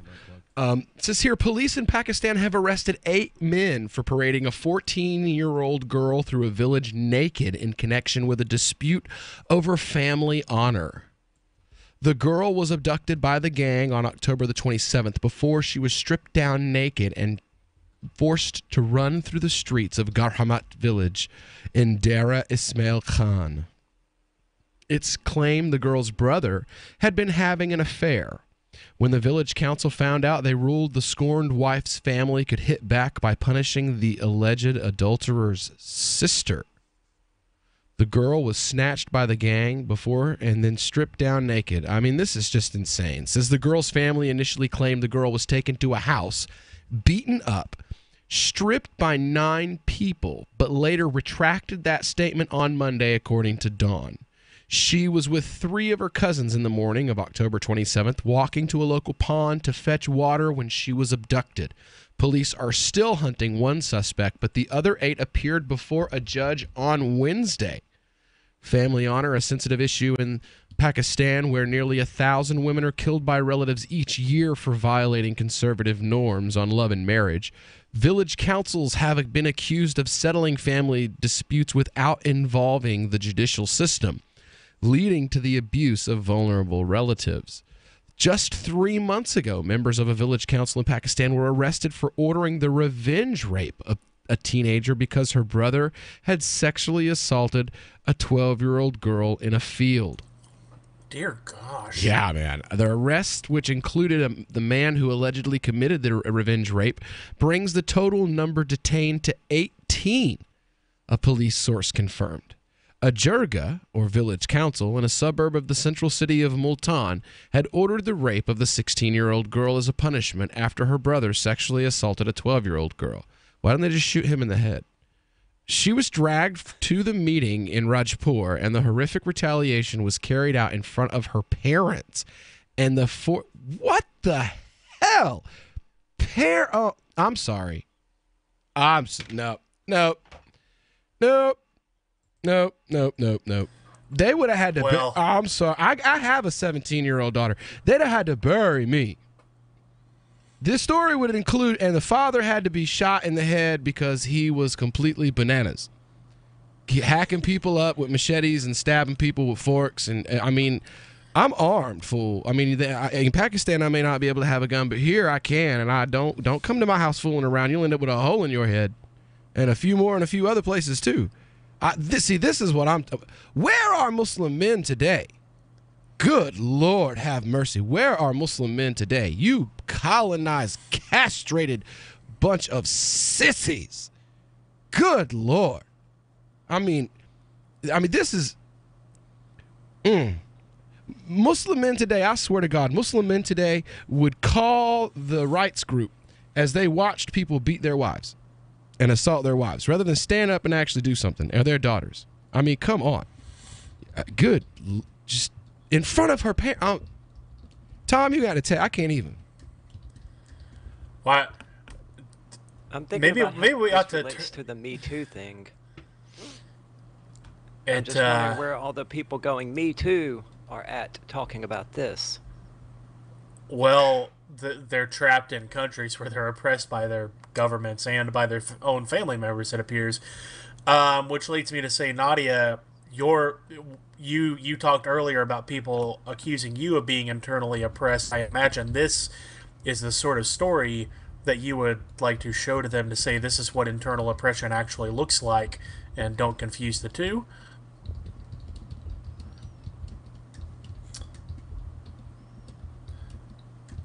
Are you talking, Nadia? Yep. Oh, wait, hold on. That's my fault. That That was me. Sorry. Go ahead, Nadia. Sorry, Nadia. Can you hear me now? Yeah, that was my fault. Yes. I'm sorry. So I was gonna say that, like, I'm sure that the girls or the women who are experiencing this heinous action is also like realizes that they're being oppressed. Like, I don't think it's even I wouldn't even argue that's internal. Like, when you're being forced to, run around naked because of something that you didn't even do. It was something that their brothers did. Like, that is a clear, like, I'm sure these girls are thinking in their minds, like, what is this nonsense? And it's sad that it's in some places become a culture. And I'm hoping that at least there's some I don't know if there's discussion on this within their communities about whether or not it's, this needs to be stopped. Or well, I mean, you've had 16 people arrested. I mean, that's a pretty strong statement by the Pakistani authorities that this is not something that is going to be tolerated. But the question is, will there be public sentiment that these people end up getting off? I mean, we've seen, people with the right connections in places like Saudi Arabia end up getting off scot-free for raping a 5-year-old. I mean, it's it's kind of foolhardy not to at least acknowledge and admit that Muslim governments are not known for being particularly, what's the word I'm looking for here, just from a Saudi standpoint, let alone a Western view. So, I mean, these governments don't even stand up for the rights that women have according to the Sharia, according to Allah and His Messenger, sallallahu alaihi wasallam. Why on earth, would we expect them to do more than that? But I mean, so that's a good question. Osama, please weigh in, brother. All right, so let me just start. Like, this story is really kind of hitting me hard because I have a young daughter, not at that age yet, but to envision something like this happening to her is just making me feel really. I got a gun, right now. I got a tall tree, a short rope, and a shotgun. Yeah, that's what I feel. And an alibi. So right, I got an alibi for you too, brother. Yeah, you guys. Okay, but really, when you look at it from the Sharia point of view, the Islamic law point of view, one of the customs before Islam is that when you take revenge from the family of the person who has committed the crime. All right. The Free State Project has reached its goal of 20,000 liberty lovers who've pledged to move to New Hampshire and get active to achieve liberty in our lifetime. Perhaps you're trying to figure out what part of New Hampshire should be your destination. If so, consider Keene. You'll find more than 150 reasons to move to Keene at move.freekeene.com. Keene is famous for its historic, publicity-generating activism, as well as being the liberty media capital of the world. It's home to freekeene.com, New Hampshire's destination for liberty activism, news, and opinion. For years, we've been compiling over 150 reasons to move to Keene at move.freekeene.com, where you'll learn about some of what's happening here and what makes Keene a great place to live. If you love liberty, you'll probably enjoy anywhere you end up in the Shire. But do your due diligence first. Please visit move.freekeene.com for the full list of over 150 reasons to move to Keene. That's move.freekeene.com. Are you sick of government lackeys who say you didn't build that? Are you tired of elitists who think you need a government permission slip for everything? Everything you do is an A to B conversation, and the government should see their way out of it. Create true free markets by adopting the BIPCOT No Government License. The BIPCOT No Gov license allows use or modification of any product, service, or software except by governments or government agents. Go to bipcot.org. That's Bravo, India, Papa, Charlie, Oscar, Tango.org. This is Michael Dean from the Freedom Fiends. I've run websites since 1996 and have used over a dozen web hosts in that time. AgristHosting.com is the only one that hasn't broken my heart. Agrist Hosting's uptime and service is stellar, and their DDoS mitigation is the best I've seen. That's important because if you tell the truth in this world, you'll ruffle feathers. And some people will try dirty tricks to silence your voice. No matter what the haters hit us with, Agrist Hosting keeps our websites online. If you have a mission-critical commercial presence or a world-changing activism site, you cannot tolerate any skullduggery. So go with agristhosting.com. Have a WordPress or blog site, but you're not satisfied with performance or uptime? Or just want raw hosting? Want to pay with Bitcoin? Agrist Hosting specializes in high-performance hosting with personalized service. Go to agristhosting.com and click on the button that says Get Hosted. That's agristhosting.com. The three most important things you can do for LRN.FM are: 1. Let your friends know you're listening to LRN.FM on your social networking profile. 2. Buy the things you buy online through shop.lrn.fm. 3. Give $5 a month to the AMP program at amp.lrn.fm. It's my firm belief that the AMP program is the best use of your charitable dollar among liberty-oriented groups. Support all your favorite organizations, but make sure you give $5 a month to the AMP program at amp.lrn.fm. Is spreading the message of liberty, cryptocurrency, and peace around the globe worth $2 per month to you? As you may already know, in addition to our internet feed, LRN.FM broadcasts on free-to-air satellite across North and Central America. as well as sub-Saharan Africa. And we've been available on satellite for free 24/7 since 2010. The LRN.FM free-to-air satellite signal is reaching some of the most oppressive regimes in the world, and there's no doubt our ideas are making an impact. You can learn more about the channel's impact by watching the 3-minute video at fund.lrn.fm. If you'd like to help free minds globally with our ideas of liberty, cryptocurrency, and peace, you can donate as little as $2 per month via fund.lrn.fm. You can help us continue and expand our satellite broadcast to multiple continents. Visit fund.lrn.fm today, and thank you for your help. Don't forget to share the link on social media. That's fund.lrn.fm. You're listening to the best liberty-oriented audio streamed around the clock, on the air, and online. This is the Liberty Radio Network at LRN.FM.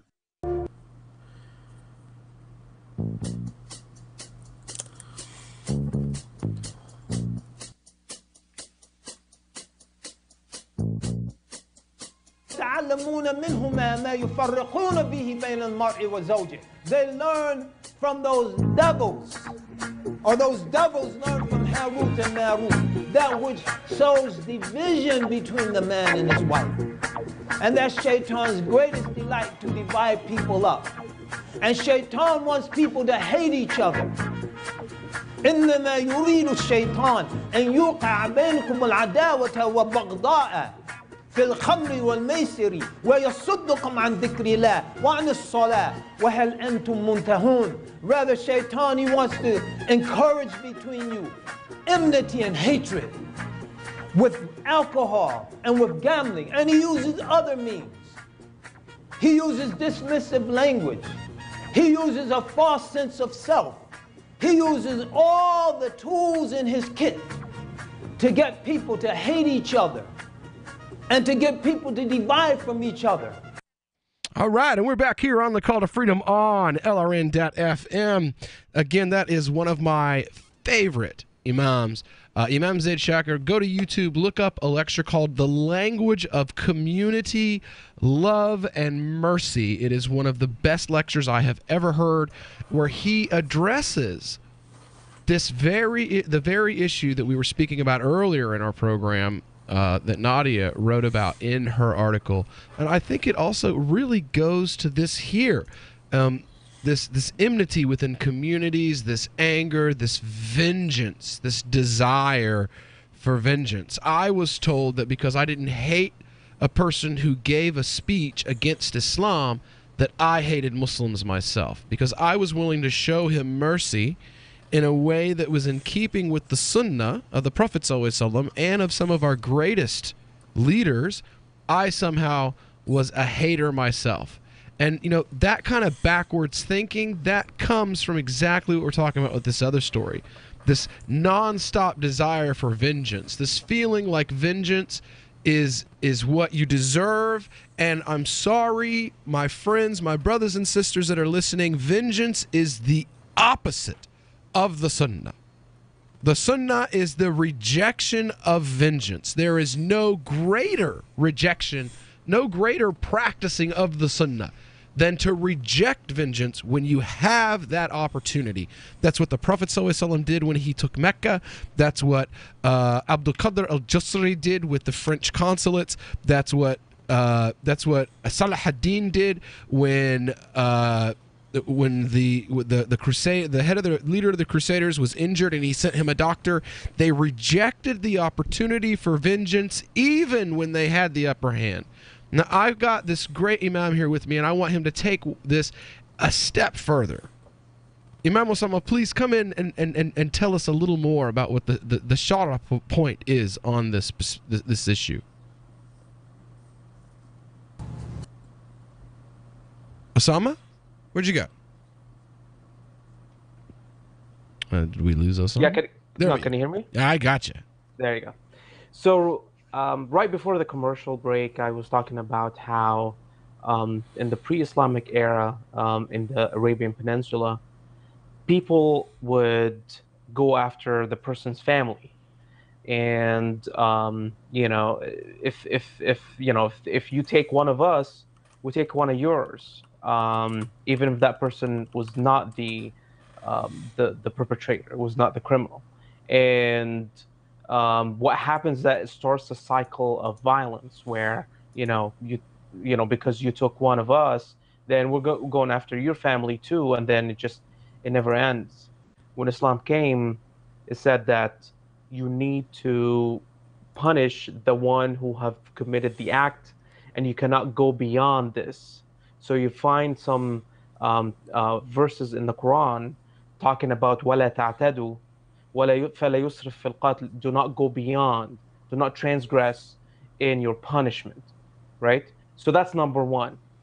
And then the second step is, if you're able to forgive, go ahead and take that approach.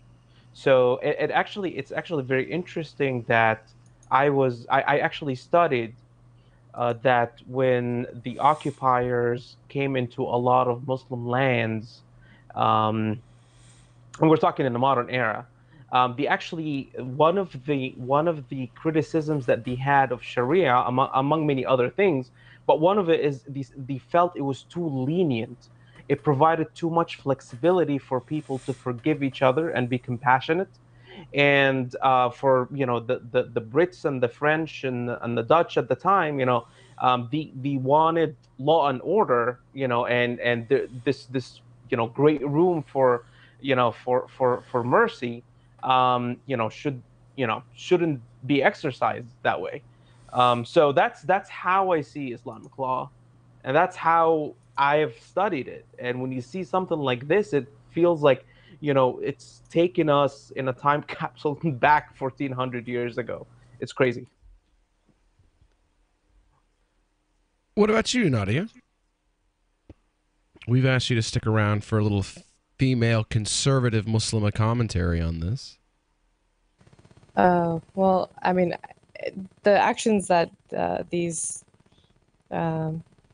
government or these people are doing are completely, again, like what Osama said, is completely against Islam. And I find it, I mean, I obviously condemn these actions, and I don't think they are represented at all of what Islam says about women or how women should be treated. Yeah, but you're a hijabi, you're a conservative Muslim woman. So I mean, of course, you think that this is perfectly okay. I mean, that's only reasonable to believe. I mean, you wear a scarf, so of course you're okay with this.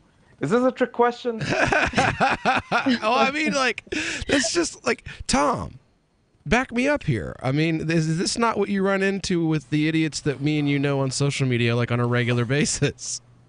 Oh, it's what I see here in Mississippi every day. Yeah, I mean, this is seriously what people actually, honest to God, ascribe to. I mean, they believe that because of the fact that Nadia has the scarf and wears it because she chooses to, that she automatically thinks that, parading a 15-year-old girl down the street is perfectly normal. I mean, there's... And Saudis Sean Hannity said so. I love the fact that she's got this look on her face, like she's trying really hard not to laugh, so that she's not laughing on mic. I wish you guys out there in Radio Land could see the look on her face where she's like, I can't believe, these guys can't be serious. They've got to be taking the piss out of me or something. No, I mean, it's not funny, haha. It's funny, holy smokes, I want to punch some of these people in the face. Right. Yeah, exactly. But yeah, of course, where I live, they can't tell the difference between Nadia and a Sikh man, so... Well, they all have something on their heads. They must all think the exact same thing. That's Northeast Tennessee. Something on their heads that's not a Dale Jr. hat. Sorry. Right, and I think a lot of the misconceptions with hijabs, a lot of people think, if a woman wears hijab, she's definitely oppressed. And I think the problem with that is a lot of people who think this have either never met or talked to someone who wears hijab, talk to and ask them why do you wear hijab, and have them realize that these women are obviously choosing to do so, and I choose to do it because my God told me to cover it, and I am his slave. I am God's slave, and God is my master. So I'm just doing this as an act of obedience, and I do feel empowered by the hijab when I cover. So that's, so for anyone listening out there, like and who might think that, I'm oppressed because I wear hijab, I am saying that I am not. All right. When we get back here, we're going to talk a little bit more about this, but we're also going to get into how the governor of Maine has shown us that your vote means about as much as that piece of paper you wipe your behind with and flush down the toilet 3 or 4 times a day. You mean your ballot? Yeah. When we get back here on the Call to Freedom on LRN.FM. Trying to get up that great big hill of hope for a destination. Radio is the most personal of mediums. I exist right now in your head. If you listen to Free Talk Live regularly, you know me. Free Talk Live is on more than 160 radio stations around the U.S. and has been downloaded on every continent around the world. Hundreds of thousands of listeners with ad packages from $600 a month to $6,000 a month. Imagine what we can do for your business, project, website, or idea. Email me, mark@freetalklive.com. Are you a helpless moron perplexed by the world? Wish there was a device that enabled you to consult the Onion Book of Known Knowledge anytime, anywhere? Then you need the Bookbjorn, the amazing new wearable invention that makes you and the Onion Book of Known Knowledge inseparable. Never again be stumped by the panoply of bizarre objects filling your field of vision. Never take it off. Never be without it. All this for just 4 easy payments of $39.93. The Bookbjorn. The Bookbjorn. And if you call now, you'll receive the special page-turning wand. Turn pages with the greatest of ease. The special reading light to wrench knowledge from utter darkness. The book umbrella to protect the Onion Book of Known Knowledge's precious pages from the elements. Bookbjorn. This $800 value can be yours today. Send a check or money order to the Bookbjorn, care of the Zwiebel Center for Knowledge Studies, 15 Zwiebel Way, Macau, China. Do not hesitate. Buy now. The Bookbjorn. Did you know we've taken our LRN.FM telephone listen line to a new level with the LRN.FM audio on demand line? Now you can call 712-770-8447 anytime and listen to LRN.FM's live feed. And you can listen to a bunch of our original shows on demand. Long distance fees may apply. Just dial 712-770-8447 and choose from the menu. 712-770-8447. This Your Family Today tip is brought to you by Boost Kid Essentials Nutritionally Complete Drink, providing your picky eater with essential nutrition and great taste in one drink. Visit us at kidessentials.com. To make sure your kids eat healthy, follow the 5-a-day plan. Serve 3 servings of vegetables and 2 servings of fruit daily. Remember, a serving could just mean a piece of fruit or a half cup of veggies. If your kids are picky eaters, ask a nutritionist about other sources. For more tips like these, visit us at parenthood.com/yourfamilytoday. Did you know you can listen to LRN.FM via our free-to-air satellite channels? We have channels over nearly all of North America and much of Africa. All you need is an affordable receiver and a dish as small as 30 inches. There are no monthly fees. Learn more at sat.lrn.fm. Plus, if you are a broadcaster or want to be one, this is a good delivery method for our content. See our coverage maps and get details at sat.lrn.fm. That's sat.lrn.fm. sat.lrn.fm. Since time began, tyrants have taken aim at personal liberties. Now there's a movie that aims back. The government has no more right to tell us what to put in our bodies than they have to take our guns or tell us what books we can read. 6 drug police were eaten by bears while raiding a marijuana farm. On your knees, you dirty hippies! Jesus. On your knees! What's the problem, officer? Today, many cops who enforce pot laws do so only because it provides them with cushy jobs, good benefits, and a chance to push people around. I was an undercover narcotics officer. The drug war is nothing but a farce. The Second Amendment says you gotta keep you and your gat intact. Guns and Weed, The Road to Freedom. A film by Michael W. Dean and Nima Vadadi. DVD available now at gunsandweed.com or on Amazon. That's gunsandweed.com. Makes the perfect gift. Remember, that's gunsandweed.com. While our satellite channel is free to listen to, it's not free for us. You can help us cover our satellite costs with the chip in on the right side of the page at lrn.fm.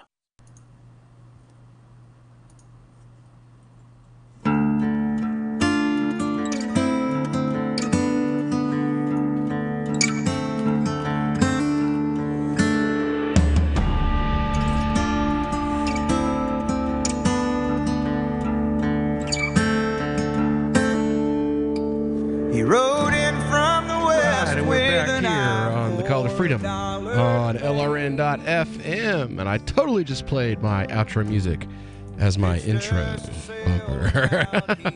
We are back here live with my normal co-host, Mr. Tom Gray, and our new co-host, Miss Aria Demezio. We've been joined tonight by a couple of great guests. We've had Nadia on from the Muslima Diaries, and my favorite Hafiz and Imam, Mr. Osama Saleh, with us tonight. They are going to be leaving us, but I wanted to give both of them, as always, the opportunity.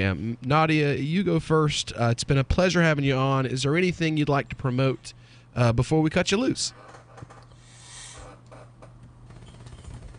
That's a good question. I mean, we talked about a variety of things tonight. The last one being that, I mean, me saying that I am not oppressed with my tradition, and I want to just close off saying that my tradition does not oppress me. It actually empowers me, and I am, alhamdulillah, like happy with the convictions that I have, and I hope that for anyone listening out there, that whoever is going through similar struggles, to stay true to haqq and truth. And if if there's anyone who is encountering doubt and does not know how to deal with these issues, definitely take the steps to kind of take the steps to reach out to Islamic scholars and imams and to help clear out those doubts, and don't be afraid to, and it's hard, but don't be afraid to stay true to what you believe in, whether or not, and obviously, like this goes out to anyone else who's also not Muslim and who doesn't have the same beliefs, but just everyone should just feel confident in what they believe in, and openly, or not openly, just be true to themselves. Any website you want to promote? Muslima Diaries is a good website. Right on. Well, thank you very much for joining us tonight. And Osama, I know you don't really have a website you want to promote, but thank you again for coming on. It's always great having you, having a wonderful, an academic voice. Thank you again for being with us tonight.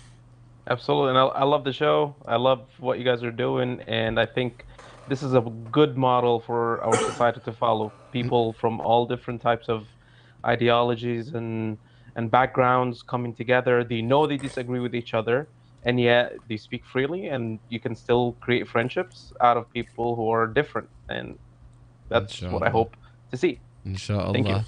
All right, guys. Well, now on to our favorite, everybody's favorite spot on our show. There it is. The Like sands through the hourglass, drama so are the days of our lives.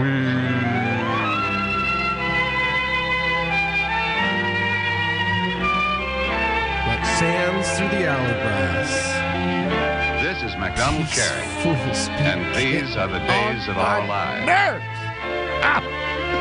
All right, so Tom has our libertarian drama of the week this week, so take it away, Tom.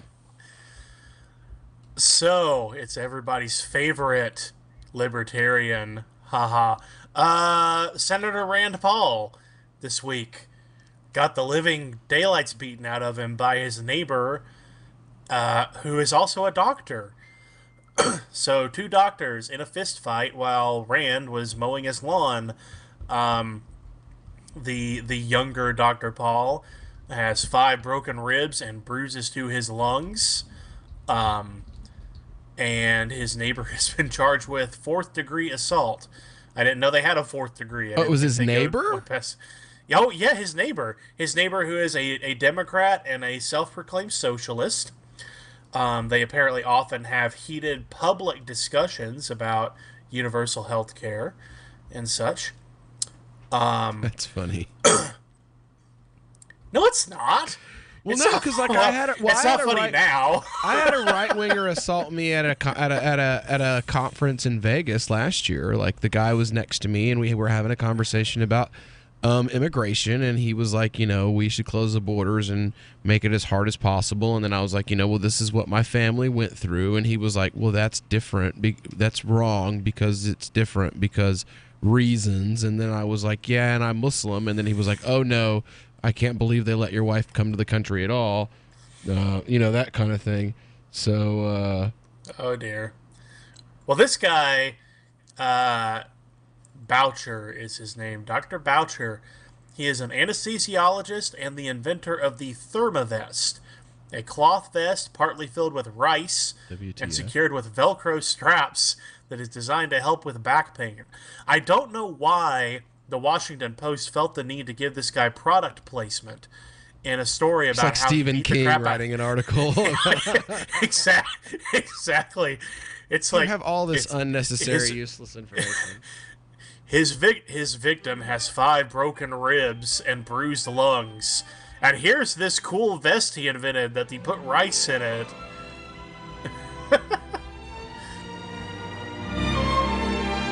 Next time, tune in. So I thought to you see had if- another one, though. Didn't you have another one? Okay, this one's a little bit more personal. So things over in Virginia are really starting to heat up for the Democrats. Their candidate. I can't hear myself. Will, could you turn that down?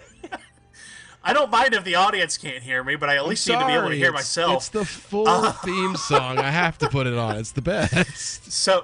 So anybody following the governor's race in Virginia knows that now polls are showing Ed Gillespie, the Republican, is somehow now leading Ralph Northam, the Democrat, who most recently said that if a sanctuary city popped up in Virginia, he would shut it down. And the Libertarian candidate, whose name is escaping me right now, basically has been calling them Don't both they out. And always?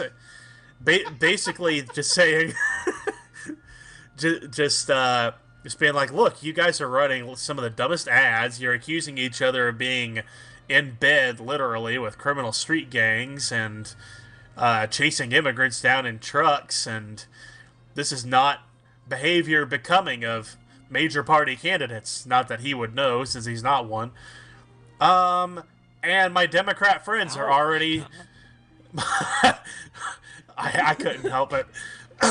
My Democrat friends are already blaming him for their inevitable loss of this governor's seat that they should have had tied up. And that's the drama, is apparently libertarians are ruining everything. They're ruining... Gated communities in Kentucky are being ruined by libertarian doctors. The entire state of Virginia is being ruined by a libertarian gubernatorial candidate who hasn't actually done anything. It's all the libertarians' fault. Nobody pay any attention to the people who are actually in power. For real, We're the yeah. only Just political blame party me. that can be obsolete. For real. It's my Exactly. fault. It's my fault. I did it. It's Just blame all me. your fault. All your fault. It's all the libertarians' fault. I'm sure what's I going just on in love that we're the Maine only is also their political- fault. We're the only man. political what? I just love that we're the only political party that can both be obsolete while also throwing everyone else's elections for them.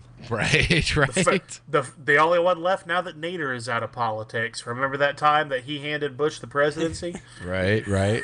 Well, I've been saying Trump is like Ross Perot for Democrats now. They're talking about Democrats are raising record amounts of money.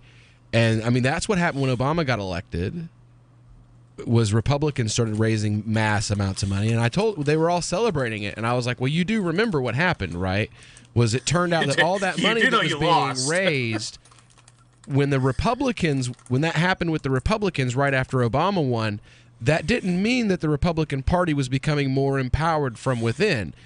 It meant that a bigger sell-off than usual was happening. And that whole Tea Party movement was immediately co-opted and astroturfed within a few months. So this big thing, like, make sure that you're actually getting people that agree with your values and that you're not ending up with these people like what happened with the Republican Party. You know, I mean... I keep telling my Democrat friends, you're going to get your very own Trump out of this whole mess. I know. And he's gonna, all right. and he's going to be awful. Well, when we get back next week, we're actually going to be talking about the coup or the consolidation of power in Saudi Arabia under Mohammed bin Salman. We're going to have some guests on to talk about that when we come back next week, 10 p.m. Eastern Standard Time, live here on the Call to Freedom on LRN.FM.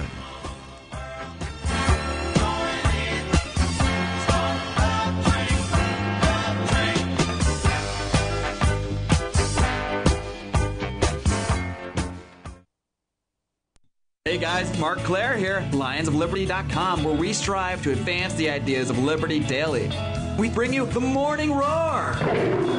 That's right, every Monday to Friday we'll have a brand new edition of the Morning Roar, where we provide a roundup of some news stories that you may not find in the mainstream media or even in your typical social media newsfeed. We find stories that relate to the ideas of liberty and provide you with our liberty perspective on them. Every Monday, we have our longest-running feature, Mondays with Murray, named after the great libertarian Murray Rothbard, where we'll examine an article or an excerpt from his works and help convey his view, along with our little spin as well.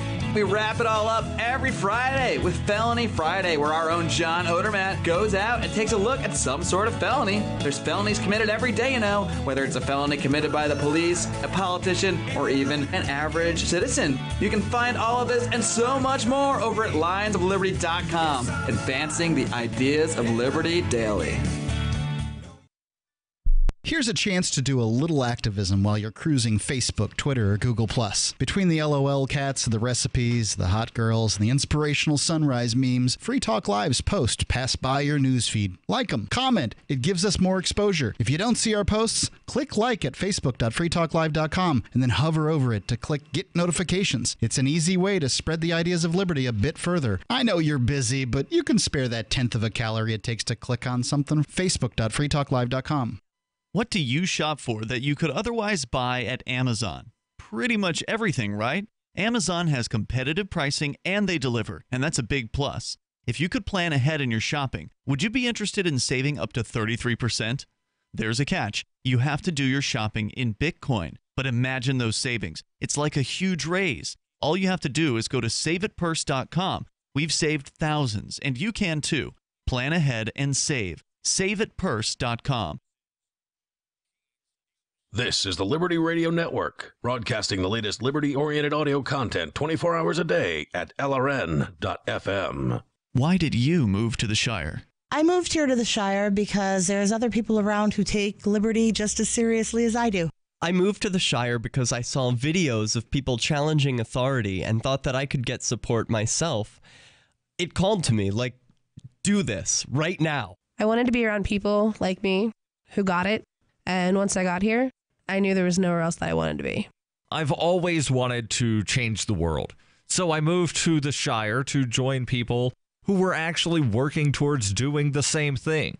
The people here are awesome, loving, and positive. It was for the adventure and for the feeling of something important is happening here, and I just wanted to come to sort of be part of that. Visit ShireSociety.com to read and sign the Shire Society Declaration and learn the reasons why, if you love liberty, you should immigrate to the Shire. Plus, add yourself to the Shire map at ShireSociety.com. That's ShireSociety.com. Now that you've found the Liberty Radio Network at LRN.FM, you may want to help expose others to our great programs. To assist you in doing so, you'll find resources at promote.lrn.fm, including details on how to get a free bumper sticker, quarter-page flyers you can print out and distribute, banners for your website, as well as files that will allow you to make your own custom banners and graphics. Visit promote.lrn.fm and help bring new listeners to the Liberty Radio Network. That's promote.lrn.fm. Looking for a great real estate investment? Consider New Hampshire, which is ground zero for the Liberty Movement. Your first call should be to Mark Worden from Porcupine Real Estate. He's more than just a real estate agent. He's your New Hampshire concierge. Where are the best places to live? Do you want farm, city, the burbs, or forest? Do you want a duplex or multifamily building so that renters pay your mortgage? There are homes in all price ranges in New Hampshire, and Mark can help with financing too. Invest in liberty and property. Mark Worden can help. PorcupineRealEstate.com. Do you love Twitter? Make sure you favorite the LRN.FM Twitter account so you can receive our tweets at twitter.lrn.fm. That's twitter.lrn.fm. The latest edition of the Napster podcast is next on the Liberty Radio Network at LRN.fm. Get more at knappster.blogspot.com. Well, they call me Napster, the king of polemic. You don't get what I'm saying. The problem may be systemic. It's been 2 or 3 weeks since I did a show. Episode 139. Come on, baby, let's go.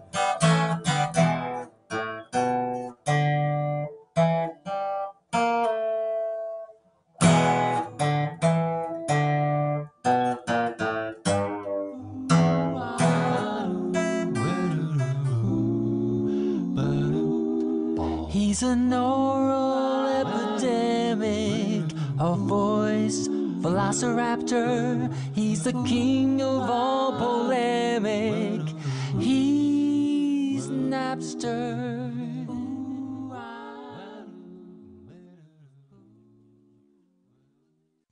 Good afternoon. It is Wednesday, October 25th, 2017, and you're listening to episode 139 of the Napster podcast. Obviously, your host has a ways to go on the old guitar playing front, but I thought I would see what I could produce using a $50 guitar, a $23 amp, and just recording in the kitchen. Hope you liked it. I'd also like to wish my brother Mike happy birthday. He is, as of today, older than dirt. And this episode is brought to you by Paul Stanton, whose message for you is something antiwar.com. He left the something up to me, and I don't know, something sounds pretty good to me, doesn't it to you? Antiwar.com is your best source for anti-war news, viewpoints, and activities, and that's not just their slogan, not just a boast, it is a fact. I may be prejudiced since I've worked with antiwar.com for a decade or so now. In a minor role. I'm not going to overestimate my importance there, but it's if you want to know what's going on in the world, especially with regard to military affairs and U.S. foreign policy, you're not going to find a better site than antiwar.com. It'll tell you what's going on and what to think about it. Antiwar.com. So, I guess that wraps up the opening segment. I will talk to you after the jump on Thanks for Asking. And here's your host, Napster, with Thanks for Asking. Between episodes of the Napster podcast, I put up a thread called Thanks for Asking. You can always find the latest Thanks for Asking thread at tinyurl.com/thanks for asking.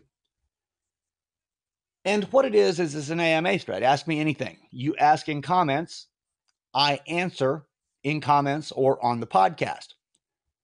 Now, I used to say that I did this every week, but episodes haven't been weekly lately, so neither have Thanks for Asking threads. A second way to participate is through a service called 21.co.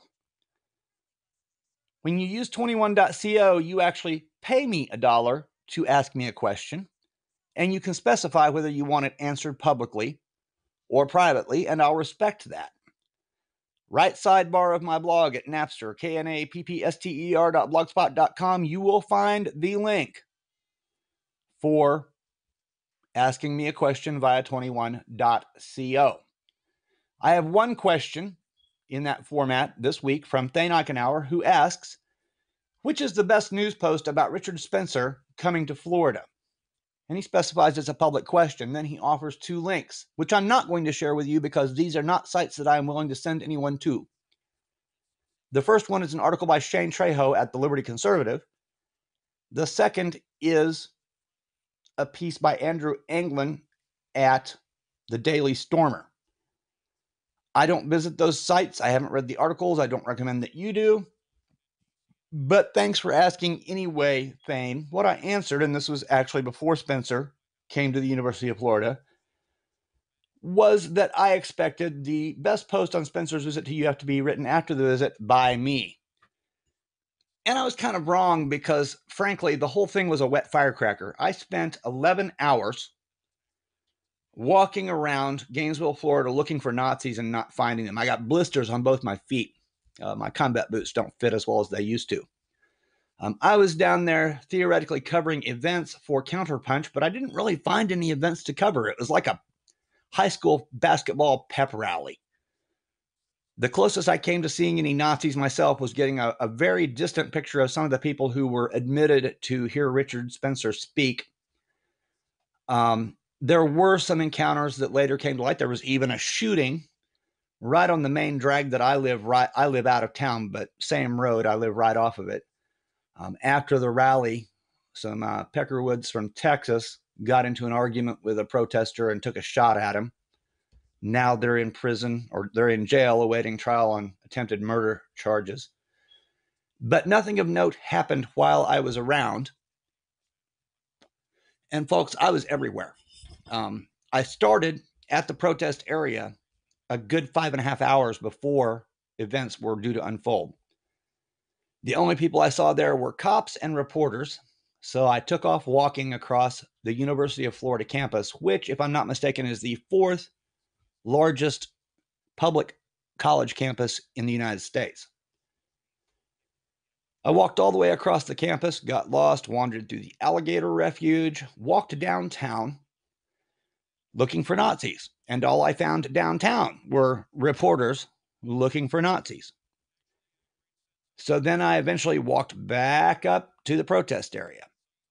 Like I said, I covered 11 miles and didn't find any Nazis. Boring. In my opinion, the sum total of what came out of this event was that Rick Scott bought himself some support and votes for his likely campaign next year for U.S. Senate. The police, state police, local police, county sheriffs, they got lots of overtime. The state troopers had a SWAT team out there. They called it the Quick Response Team. And like 80% of these guys were older, I'm 50, and fatter, I weigh like 235 pounds, than me. They stuck them in oversized SWAT uniforms and sent them out and paid them overtime to stand around in case there was a riot. I really think that's why Rick Scott he's the governor of Florida, turned University of Florida into East Germany for a day. I mean, it was ugly, folks. A huge area was cordoned off. When you tried to go in, there was a gigantic list. I got a picture, posted it on Facebook. I may post it on the blog, of prohibited items, which listed probably 100 items. And then at the bottom said, and anything else law enforcement says no to. One woman in front of me when I was going in once was told she couldn't go in with her backpack, which backpacks were prohibited. Well, she lived there. They had captured her apartment complex inside their cordon sanitaire. And she's like, I live here. I'm coming home from work. And the police are like, well, that's fine. You can come in. You just can't bring anything with you. I had a small bag with my, pen and paper, stuff like that in it. And was also told I couldn't wear my scarf, my schmog. So I put all that, went off into the woods, hung it up in a tree and hoped it would be there when I got back. And it was, but you had probably, my guess is between 1,500 and 2,000 people there. 70% of them students, 20% of them media. Well, let's call it 70-30 students to media. And then the cops as a separate entity were probably a third of the crowd. That's just a rough guess, and I could be way off. Nobody could have bottled water. In order to get a drink, you had to get outside the protest area and wander around till you could find a place selling it, or the International Women's March, I believe it was, anti-Trump group, had a tent not too far outside of the cordoned area where they were giving away water. And I was quite grateful for it, even though I'm not really with them politically. I really think Rick Scott was buying himself the support of the police unions by declaring a state of emergency and shelling out $500,000 in police overtime. That's just my guess. So, Thane, thank you for asking. And I'm sorry that I'm not going to read those articles. People like Shane Trejo are going to be talked about in the next segment. He's theoretically a libertarian whose sole purpose in life seems to be destroying the Libertarian Party by associating it with a bunch of alt-right weirdo crap. And that's, kind of really all I have to say about that. Getting back to the blog questions, which I was not paid for. Wah.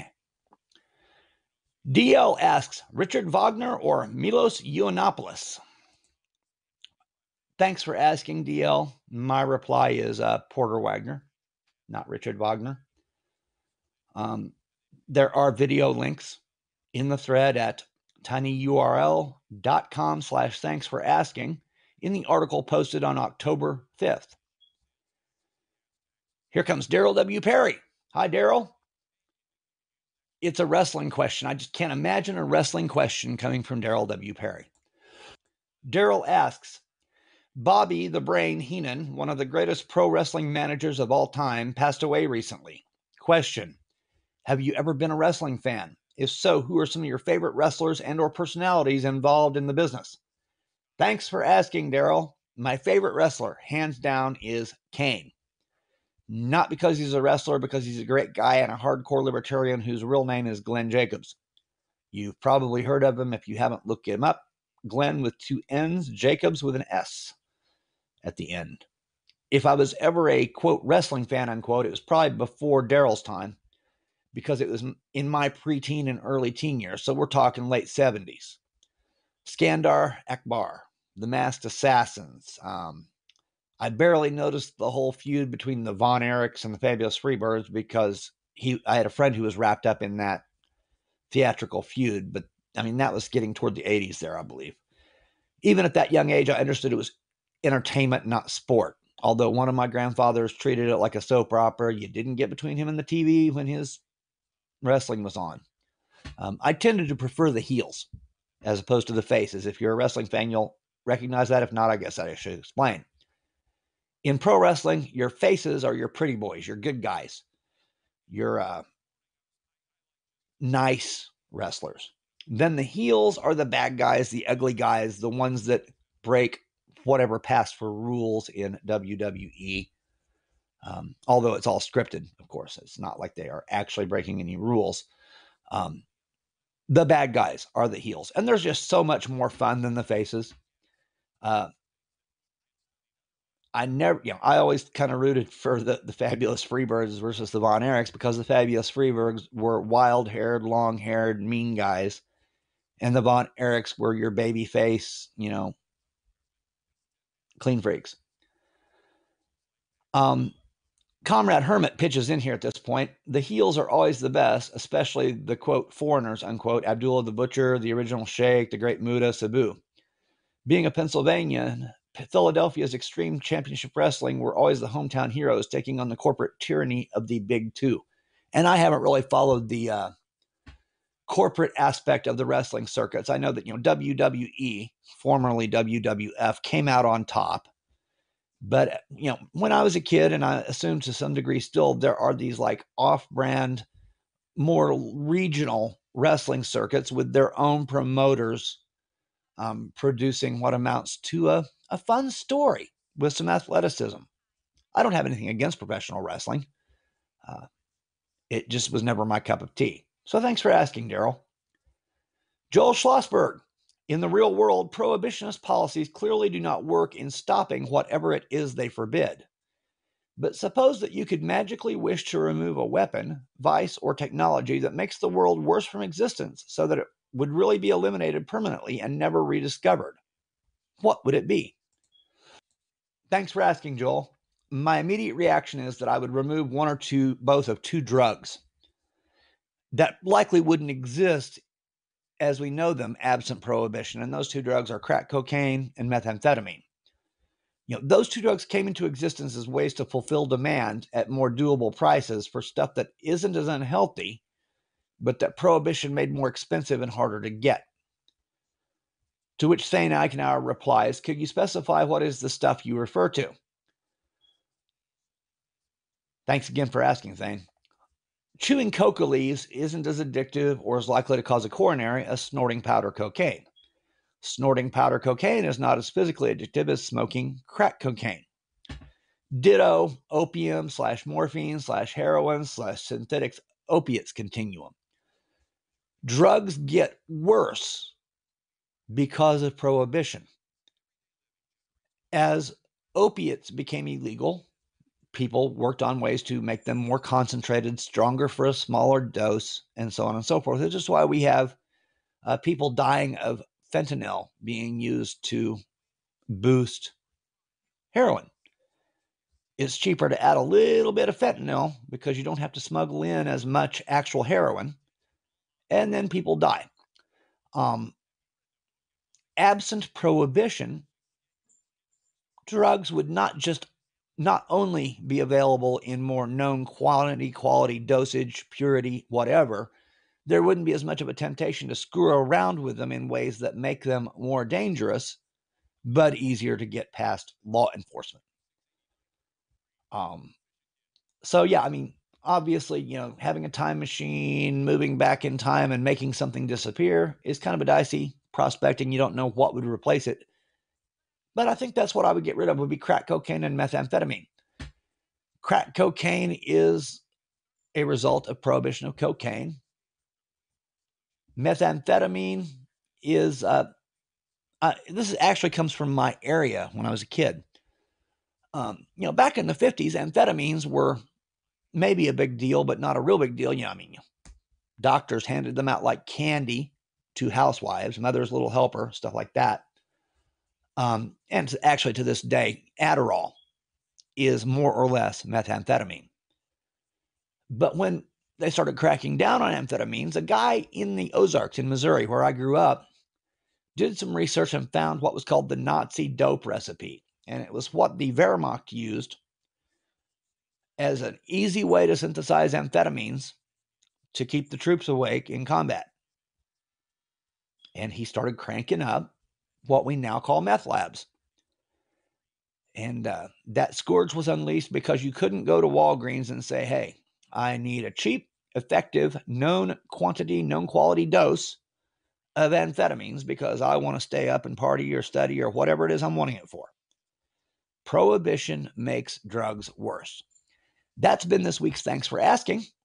And keep an eye at tinyurl.com/thanks for asking for the next Ask Me Anything thread. Talk to you after the jump. You're listening to the king of all polemic, Napster. This week's sponsor is Paul Stanton, who wants you to visit antiwar.com, your best source for anti-war news, viewpoints, and activities. So please do that. Paul Stanton is also the proximate topic of this episode's rant, which will actually, as usual, be more of a ramble.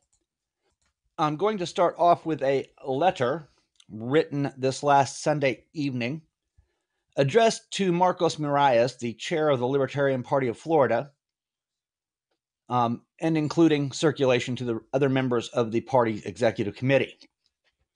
Marcos, due to the LPF Executive Committee's recent refusal to respond to threats targeting myself and others from Ryan Ramsey, a white supremacist leader, LPF County Chair, LPF EC member, and candidate for Florida House, I hereby resign from all positions and membership within the Libertarian Party of Florida, as I can no longer in good faith continue to ask other libertarians to support a party which allows its leaders to threaten and intimidate members while repeating violent white supremacist and anti-Semitic rhetoric.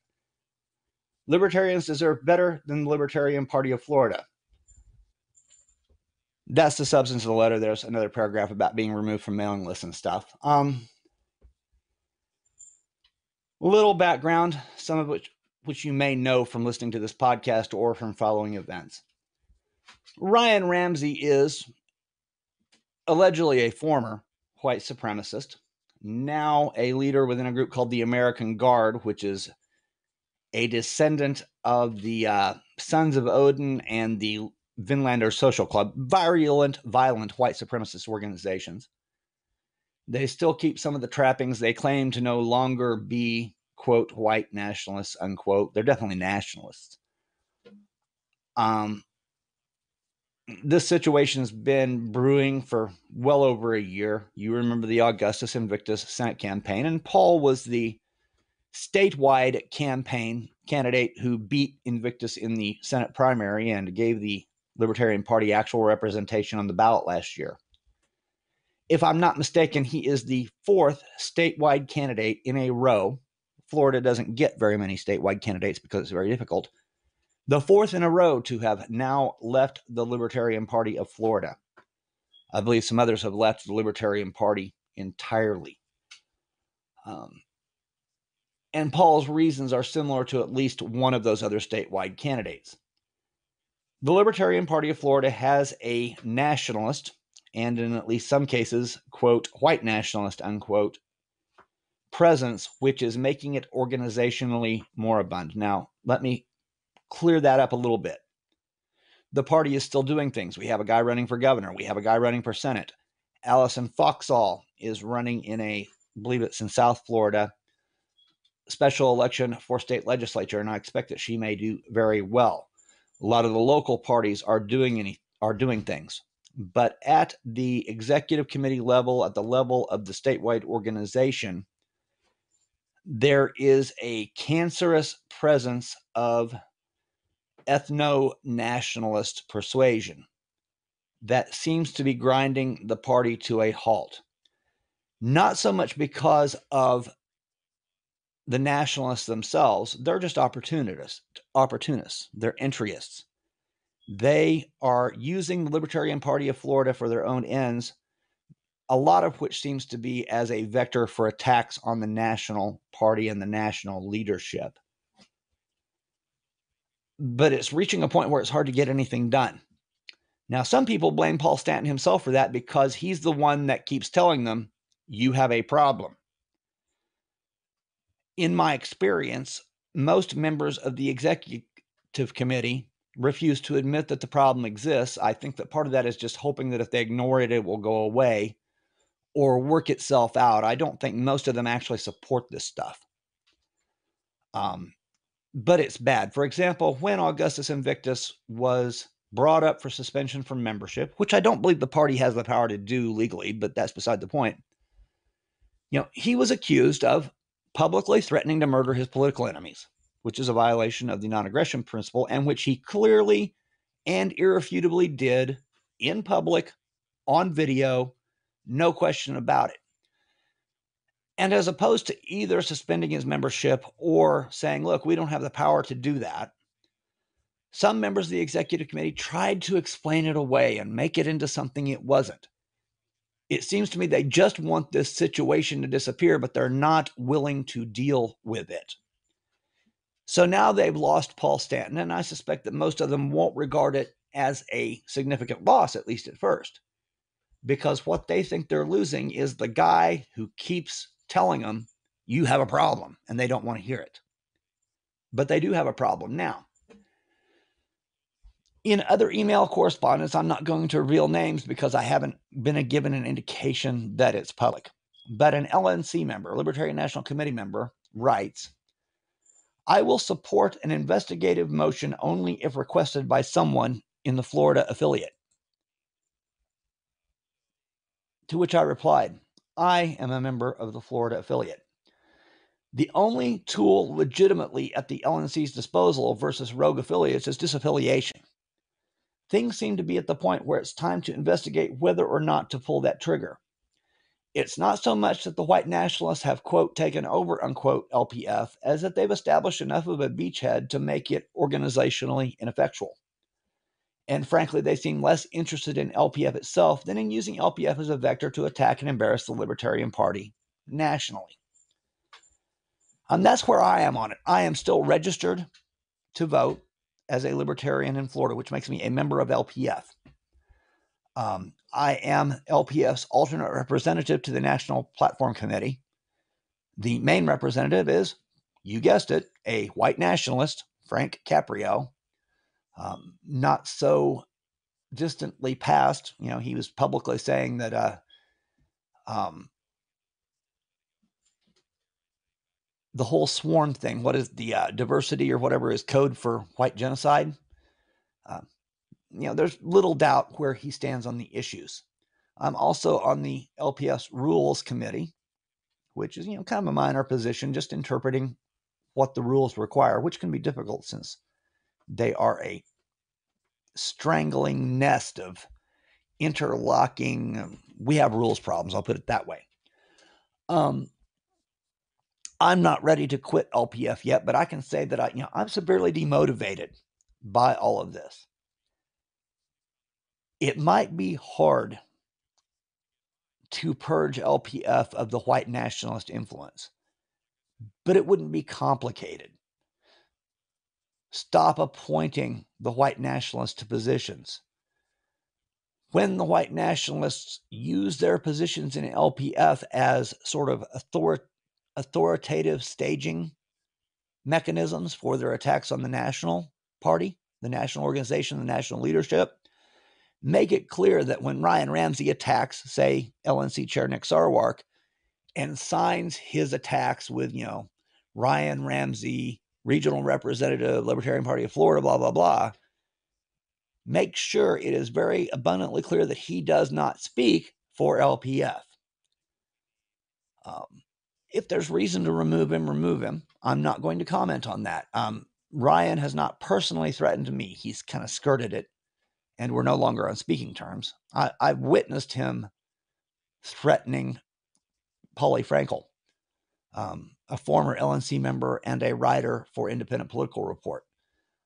I've discussed things with Mr. Ramsey, and sometimes it's difficult to tell whether he's calculating or just completely nuts. As an example, a few months back, he informed me that LNC Chair Nick Sarwark and former LPF Chair Charles Braden were about to be arrested. The feds were investigating them because they were conducting cyber warfare on Ryan Ramsey. As you may have noticed, neither of them have been arrested. And frankly, like I said, I don't know if Ryan is just completely nuts or whether he thinks that throwing enough of this shit at the wall will cause some to eventually stick. What I do know is that we need to place blame where it belongs. I see some people who I think are good people, placing the blame on Paul Stanton for continuing over the course of, more than a year to make an issue of the fact that ethno-nationalists have been and have had some success at attempting to take control of the Libertarian Party of Florida. The party is still operating at the local level. Things are still happening. There's excitement. There are candidates. But until and unless Marcos Miralles is willing to stop using the ethno-nationalists to empower his positions and his policies in more or less a sort of trade, they support him, he'll support them, appoint them to positions, whatever, until the executive committee is willing to say, okay, we are going to be a libertarian party, not an ethno-nationalist party, LPF is going to continue to slide into irrelevance, which is a shame, given that we're the third largest state in the United States population-wise. We have one of the most active libertarian parties. We have lots of libertarians. We are getting libertarians elected to local positions. We've had libertarians, pull double digits in congressional races. There's a lot of potential here. We have to get rid of the ethno-nationalist, opportunist, entryist presence if we don't want to lose that. And that's all I had to say about that. It's the final segment of episode 139 of the Napster podcast. And as those of you who listen know, this is the part of the show where I tell you what I do, why you should support it, and how you can support it.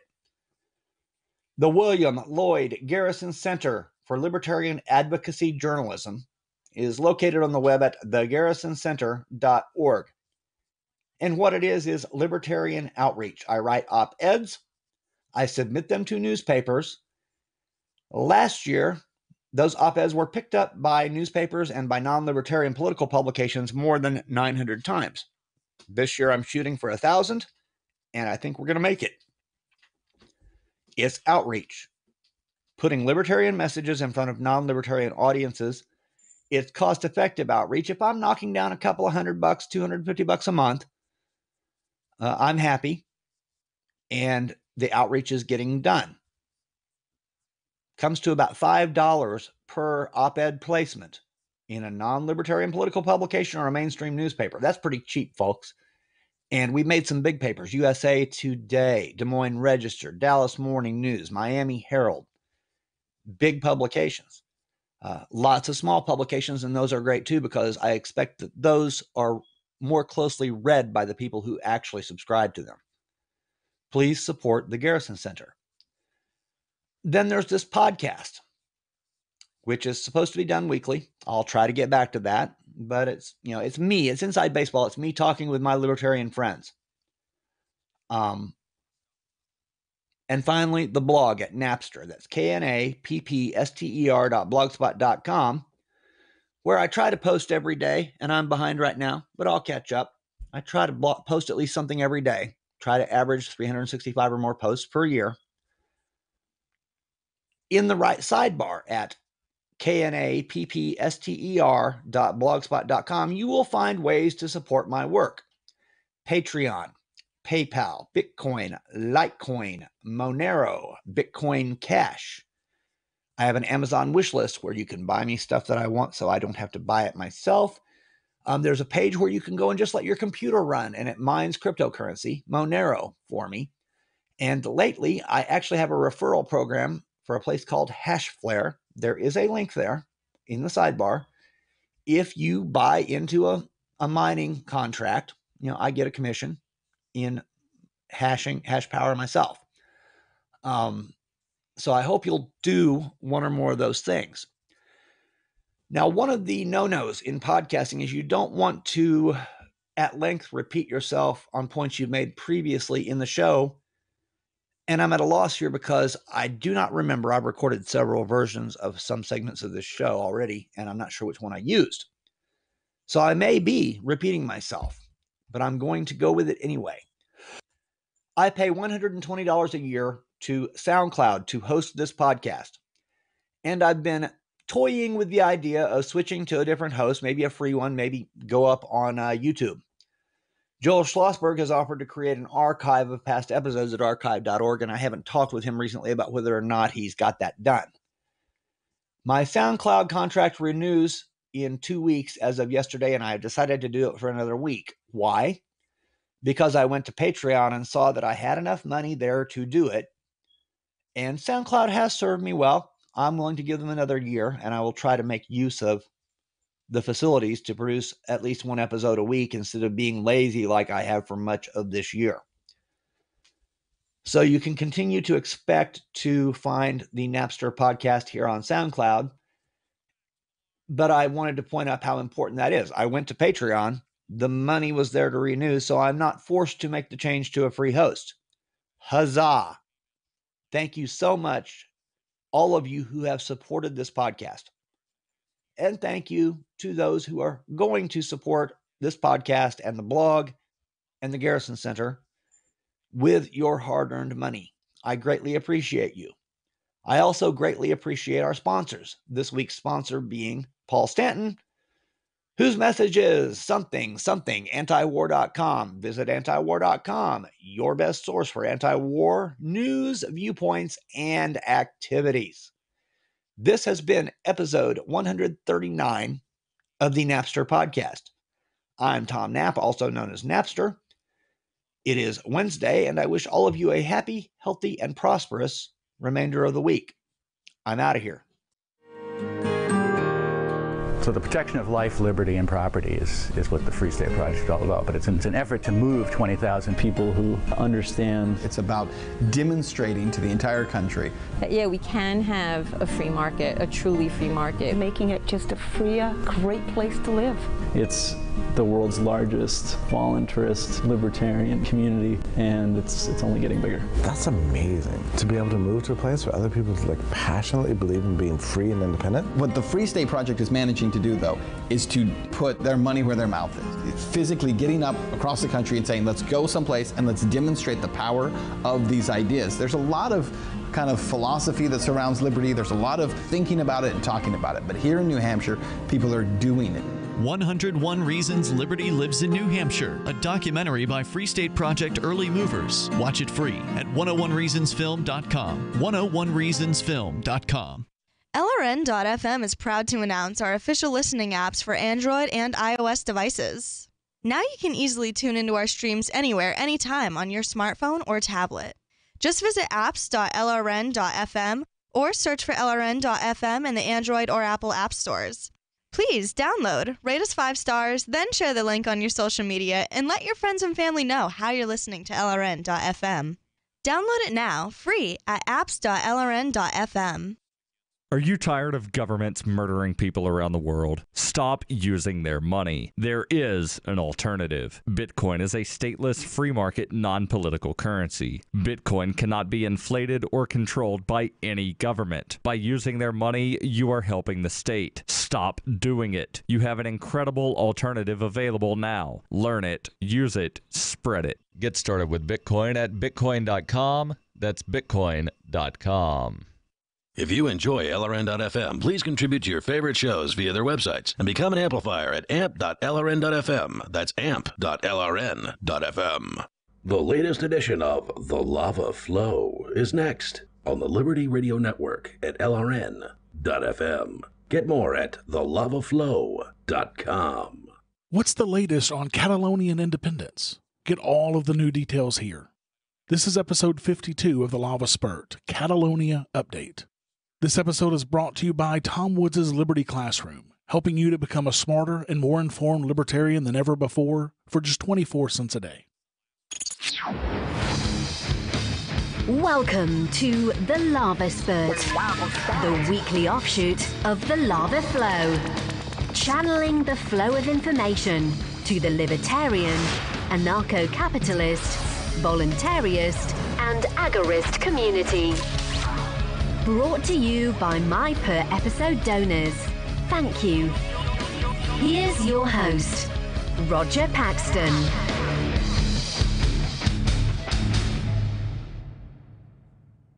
Things have really been heating up in Spain over the independence referendum passed by Catalonia's people nearly a month ago.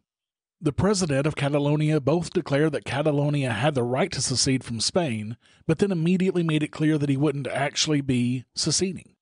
Instead, he asked to negotiate with the Spanish central government, quote, to arrive at an agreed solution to advance with the demands of the people of Catalonia before demanding independence. Then a Spanish judge jailed 2 key members of the Catalan independence movement. Jordi Sanchez and Jordi Cuillart, who led prominent separatist groups, were being held without bail while they were under investigation for sedition. They are facing up to 15 years in prison. But then, this past Friday, Catalonia took a huge step. They held a parliamentary vote on whether or not they would declare independence from Spain. Lawmakers voted in secret in the Catalan Parliament chamber after a heated debate on a motion, quote, to form the Catalan Republic as an independent and sovereign state, end quote. Find out the outcome of that vote after the break. Guys, you know Tom Woods. You know his books. You know his podcast. Now learn what he learned to get where he is today in Tom Woods' Liberty Classroom. Get the equivalent of a PhD in libertarian thought and free market economics online for just 24 cents a day while sitting at your computer or driving in your car. You can get it now at thelavaflow.com/woods. Listening to the audios and watching the videos will load you up with the facts, figures, and other ammunition that you need to feel supremely confident and come out on top when arguing politics or economics with yet another devoted socialist or neoconservative. But I repeat myself. Get a yearly membership to Tom Woods' Liberty Classroom for only $89 a year. Or like me, go for the Masterclass for lifetime access for only $497 and get tons of bonus material as well, including monthly live sessions with Liberty Classroom faculty and 435 audio-video lessons on government and history that Tom created specifically for the Ron Paul curriculum, worth $250 alone.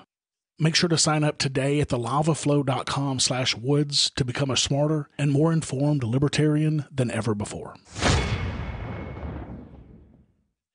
Don't forget that I'm running a new contest through the month of October.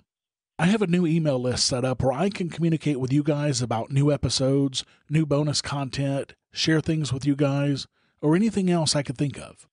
Now, I don't plan on sending a bunch of emails, just a handful each month, but this is a great way for us to stay in contact. To sign up for the contest, all you have to do is go to thelavaflow.com/email and sign up. It's really that simple. Anyone signed up for this by the end of October will be entered to win the prize. The grand prize pack will include an exclusive The Lava Flow Contest Winner t-shirt, The Lava Flow tote bag, one of my favorite libertarian books signed by the author, and a signed copy of the Liberty Force comic #1 produced by Johnny Adams of the Johnny Rocket Launchpad. There will only be one grand prize issued, but there will be 4 other prizes for randomly drawn contestants that will include a signed copy of the Liberty Force comic #1. So this time you have 5 chances to win. So make sure to get in on this today so you don't miss out. This will be the last episode before the drawing. Sign up at thelavaflow.com/email for your chance to win. So let's jump right back into it. The Catalan Parliament voted overwhelmingly to declare independence for Catalonia, with 70 votes in favor, 10 against, and 2 abstentions. However, this was after a large portion of the opposition walked out of the chamber. Now, the Catalan Parliament is a 135-seat body, so regardless of the walkout by the opposition, the declaration still received a majority vote. Catalan Deputy Premier Oriol Junqueras tweeted, quote, "We have won the freedom to build a new country." Immediately following this vote in Catalonia, Spanish Prime Minister Mariano Rajoy called for all Spaniards to remain calm, promising to restore legality to Catalonia, and the Spanish Senate voted to approve the application of Article 155 in Catalonia. There were 214 yes votes, 47 no votes, and just 1 abstention. Now, Article 155 of the Spanish Constitution empowers the government of Spain to, quote, "take all measures necessary to compel a region in case of a crisis." This article has never been used before in democratic Spain, and for good reason. Spaniards call it their government's nuclear option because it allows Spain to start imposing direct rule over semi-autonomous Catalonia and will lead to regional elections within the next 6 months. Catalan leaders say this will only add more fuel to a raging fire. Prime Minister Rajoy dissolved the Catalan Parliament and called for new elections to be held on December 21st. Spain has also sacked the chief of Catalonia's regional police force as the government in Madrid takes control of the autonomous region to block its push for independence. The deposed Catalan vice president said in an opinion piece published on Sunday that the Catalan government will have to, quote, "make decisions that will not be easy to understand." He also called the application of Article 155 of the Spanish Constitution a coup d'etat against Catalonia, and it absolutely is. There's no question about it. This is going to be crazy fascinating to watch over the next few weeks, and I'm certainly going to keep you posted on it on this show as much as I possibly can, so make sure to stay tuned. Until next time, keep striking the root. Thank you for listening to The Lava Flow at thelavaflow.com. Don't miss an episode. Subscribe now at thelavaflow.com/subscribe. This has been a Pax Libertas Productions podcast.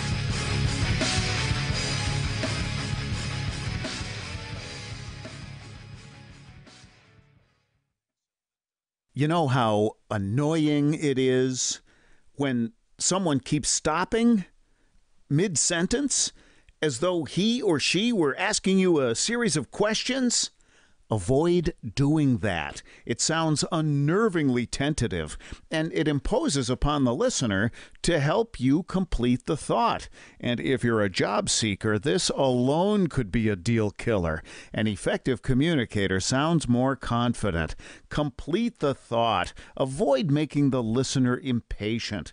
With money and attention so scarce now, Effective communication skills have never been more important. Cutting through the clutter rather than blending into the blah, blah, blah will help you connect better no matter what the conversation. For more tips, hit survivalspeech.com. I'm Holland Cook. Survivalspeech.com. There are lots of ways to listen to Free Talk Live. Our podcast has been around since podcasts began, and now the FTL feed is loaded with content besides our full show archives. Did you know that we make it easy for you to customize your podcast subscriptions? We have different feeds, one that includes only our full shows, one with just the Daily Digest, and one with just the Edgington Post. You decide what you listen to. It's quick and easy to customize your feeds at feeds.freetalklive.com. That's feeds.freetalklive.com.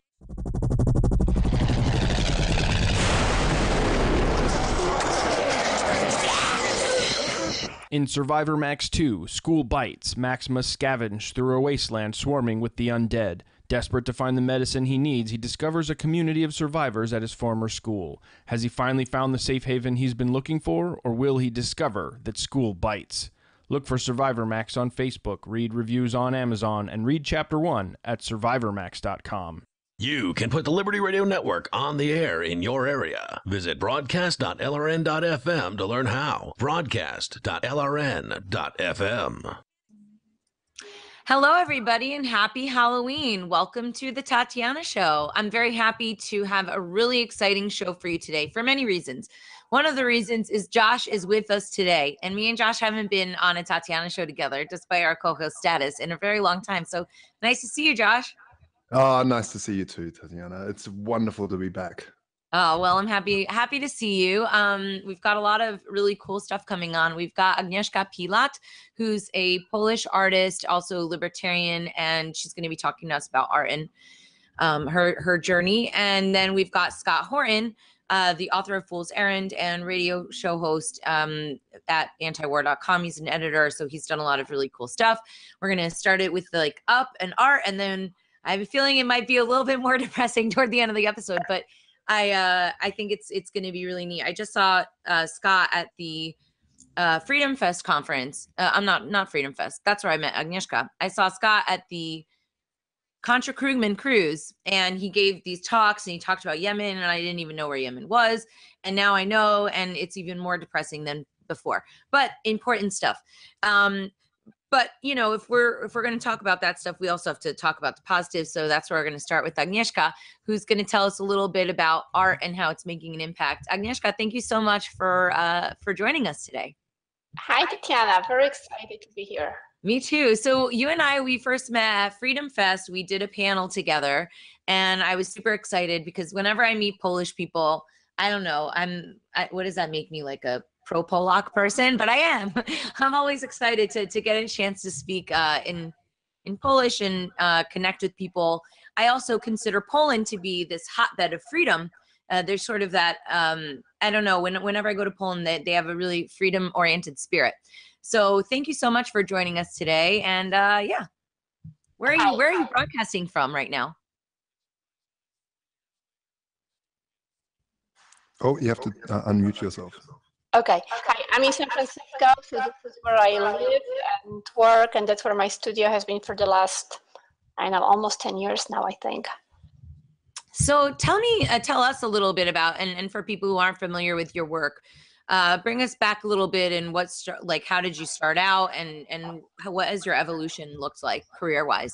Yes, I'm gonna link a little bit into what you said, that you like Polish people because we have the spirit of freedom and all that, and that fit into my art very much. So what happened, in Poland, especially my generation, we've been very fortunate to see before communism and after communism, and it had a huge impact, again, especially my generation.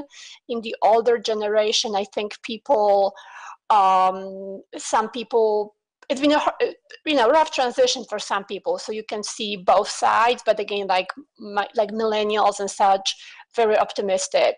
So what happened was, so I was living in Poland and I came here, and then a friend gave me a book, and that book just had such an impact on me that I felt I couldn't just sit on the sidelines and do nothing. And the book was Atlas Shrugged, has a huge impact on me.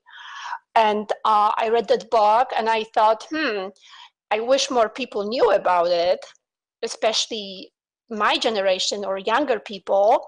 So I thought it's a perfect material to make it into a graphic novel. So I enrolled to study illustration, and my goal was just that, making that book into a graphic novel. And so what happened was I wanted to make sure this was like the best graphic novel in the world, and I wanted to become a very strong artist. So that took me towards fine art, and I just never went back. So that's why I dropped, my life took a different direction. And even though my work is still very connected to my ideas, and I'll tell you why, that particular thing got shelved, although I know there's people working on it. Very cool. I like that. So what medium did you end up with? Where did you end up once you decided to sort of go into fine art? And also, who decides what makes art fine, right? If you could tell me a little bit about that, because I am not a visual artist, and I'm always interested as to who's the arbiter of that and what qualifies good art. Yeah, this is an excellent question. So that's why I mentioned to you earlier that I want to talk about Instagram a little bit and social media. So very much like in politics, what's happening a lot. Social media really, and especially Instagram, ripped into the art establishment. And it's actually a very exciting thing. So what's happening, in the past year, what defines fine art? Well, it's curators, it's art critics, much less actually commercial galleries. It's mostly curators. And we all know that curators, as a general group, I'd say they come out from art education system, the government art education system very often, and they have very strong leanings, and sometimes I think they come out very corrupt, not by their own fault, but I think it's the system that's very corrupt. So what we see in the fine art is that there is no value in skill. In fact, there's been a movement of what's called de-skilling in art for the last 50 years probably. And skill has nothing to do with what's defined as art. And generally is the curators, quote, the elites. I don't really like that word too much, but they decide what art is. And that's what's so exciting about Instagram. What happened in the last 10 years is that Instagram is a very honest medium. And I know there's a lot of, backlash against social media, this or that. In my profession, I think, again, Instagram and Facebook are very, very honest media, because, people who follow me on Instagram, they don't follow me for my name. It's valued. It is what it is when they see it. And it's interesting that a lot of very well-known artists, or artists of the quote establishment, they can't build a following on Instagram because honestly, visually, their work is not interesting at all. And again, their prestige comes from connection, from art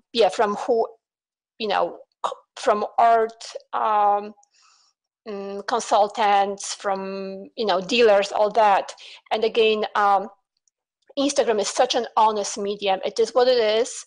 It's kind of like drawing in art. That's one of my favorite, even though I don't draw in much no more, but drawing is a very honest medium.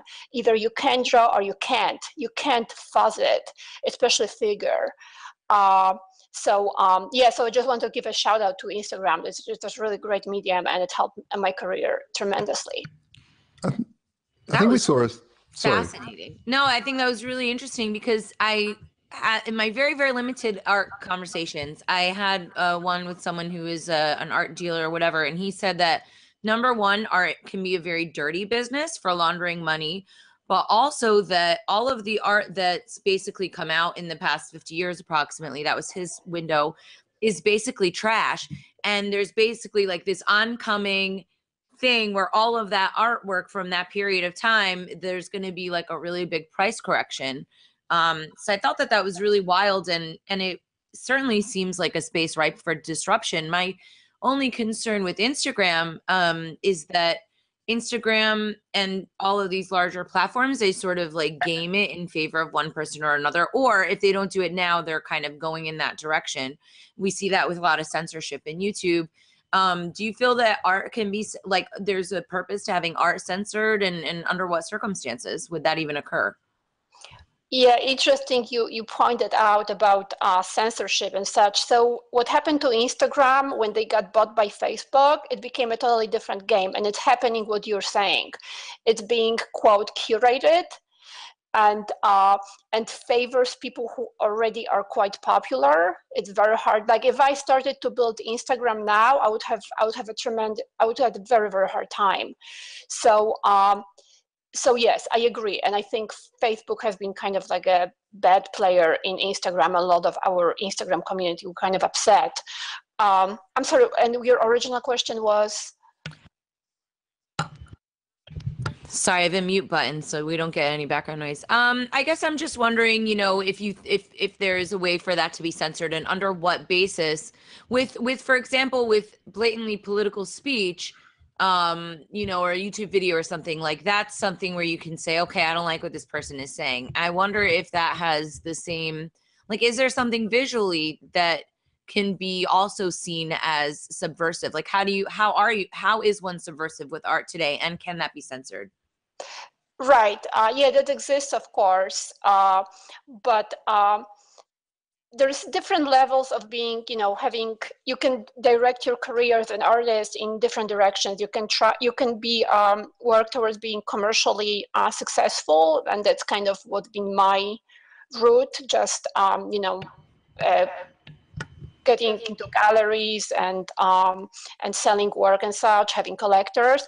Another totally different route is just following grants, and a lot of artists live in that space, and they create work that is not commercially viable at all.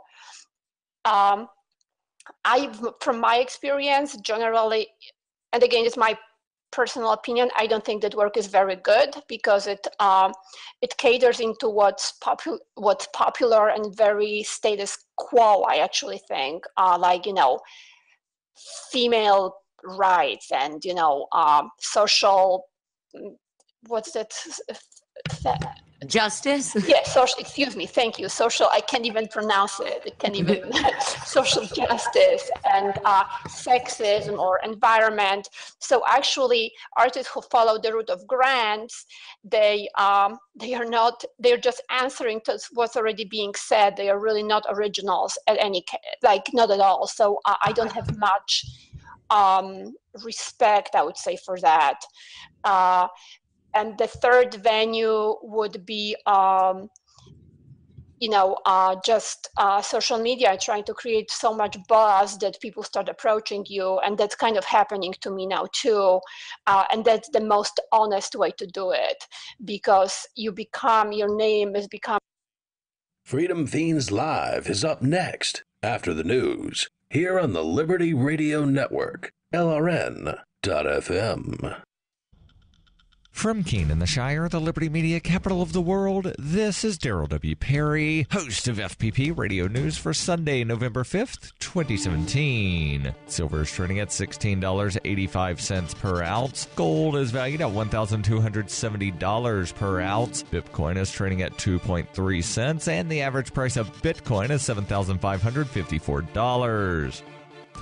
Antiwar.com reports the ambush on October 4th along the Niger-Mali border left 4 U.S. Special Forces killed and revealed to the U.S. public and Congress for the first time that some 1,000 U.S. troops were on the ground in Niger. After a month has passed, what else have we learned? Very little, as it turns out. Niger and the Pentagon continue to offer radically different versions of what happened on that day, as well as the circumstances in which the U.S. troops were left behind in the evacuation, something U.S. officials initially insisted invasion could not have happened. Nigerian officials say this was an operational mission, but one in what was not considered enemy territory, intended to detain a suspected recruiter for the Islamic State. Pentagon officials say none of that happened, and there was absolutely no intention to kill or capture anybody. What the Pentagon is saying happened continues to vary day to day and sometimes hour to hour, but officials continue to insist that the investigation into the incident is ongoing and that a final version will be released in a few weeks. Until then, anything the Pentagon says happened seems to be a wild guess and subject to revision. U.S. officials are also saying the size of the deployment in Niger, which went from an unspecified number of U.S. trainers to 1,000 combat troops without anyone being informed, is likely to grow further. Whether we'll hear about that when it happens remains to be seen.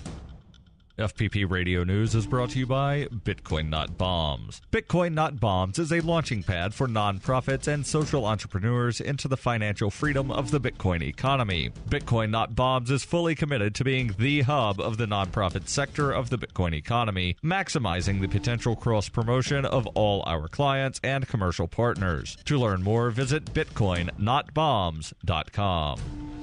UPI reports Sears Holding has plans to close 63 more stores in late January, continuing their recent cost-cutting measures. The closings include 18 Sears and 45 Kmart stores, according to the company, in a release that listed the stores to shut their doors. The company notified employees of the closings on Thursday and plans to keep the stores open through the holidays, but liquidation could begin as early as next Thursday. The company said in a release, Sears Holdings continues its strategic assessment of the productivity of our Kmart and Sears store base and will continue to right-size our store footprint in number and size. In the process, as previously announced, we will continue to close some unprofitable stores as we transform our business model so that our physical store footprint and our digital capabilities match the need and preferences of our members. Sears Holding currently operates 1,250 Sears and Kmart locations. Earlier this year, Sears closed nearly 350 stores. In 2016, it reported an operating loss of $2.2 billion. Since 2011, Sears has lost more than $10.4 billion. Earlier this year, the company sold Craftsman tool brand to Stanley Black & Decker and ended a century-old partnership with Whirlpool. In 2004, Kmart Holding Company bought Sears Roebuck & Company for $11 billion and changed the name to Sears Holdings. Sears was founded in 1886 as a mail-order catalog company and opened its first retail location in 1925 in Chicago. For over 40 years, Roberts & Roberts Brokerage has been a trusted source for buying and selling precious metals like gold and silver. And as a Bitcoin-preferred business, Roberts & Roberts Brokerage has removed the minimum purchase amount for all orders paid in the digital currency. Call Roberts & Roberts Brokerage today for knowledgeable advice on buying and selling precious metals and a forward-thinking approach to new technologies. 800-874-9760 or visit online at rrbi.co. Reuters reports a recent deadly truck attack in New York could not deter blind Japanese runner Toshiaki Ito from joining 50,000 fellow competitors in the city's marathon this Sunday. As he picked up his race number, Ito said, "I will not be defeated by it." Holding his white cane, Ito, who will run with a sighted guide, said through an interpreter that while the attack gave him a little trepidation, he is definitely running. He is far from alone, according to organizers of the annual race, who said runners were defying concerns to join the world's biggest marathon. The New York City Marathon has been canceled only once in its 47-year history, that being in 2012 following Superstorm Sandy's devastating hit to the region. This has been FPP Radio News, online at fppradio.com. You can connect with the Liberty Radio Network via our Facebook page at facebook.lrn.fm. That's facebook.lrn.fm. You're listening to the Liberty Radio Network at LRN.FM. According to a new report, the vast majority of Americans simply want to be safe, happy, rich, comfortable, entertained, thin, and romantically fulfilled. The Onion spoke to a few of the survey's respondents who also claimed they want to be healthy, fulfilled, and successful and energized at all times. All I want is a low-stress job, a nice house, affordable health care, and low gas prices, you know? It'd be nice to have a 35-hour work week, delicious food that's actually good for me, strong friendships, and free high-speed Wi-Fi wherever I go. I think I'm entitled to wealth, love, cheap education, a fair legal process. According to the survey, 63% of all Americans want their summers to be hot but not too hot. 85% want the government to stop all wars, end world hunger, and make quick and easy weight loss possible. 93% want to be emotionally satisfied, plus a soulmate, unconditional love from their parents, and a big happy dog. This is the Onion News Network. While our satellite channel is free to listen to, it's not free for us. You can help us cover our satellite costs with the chip-in on the right side of the page at LRN.FM. LRN.FM.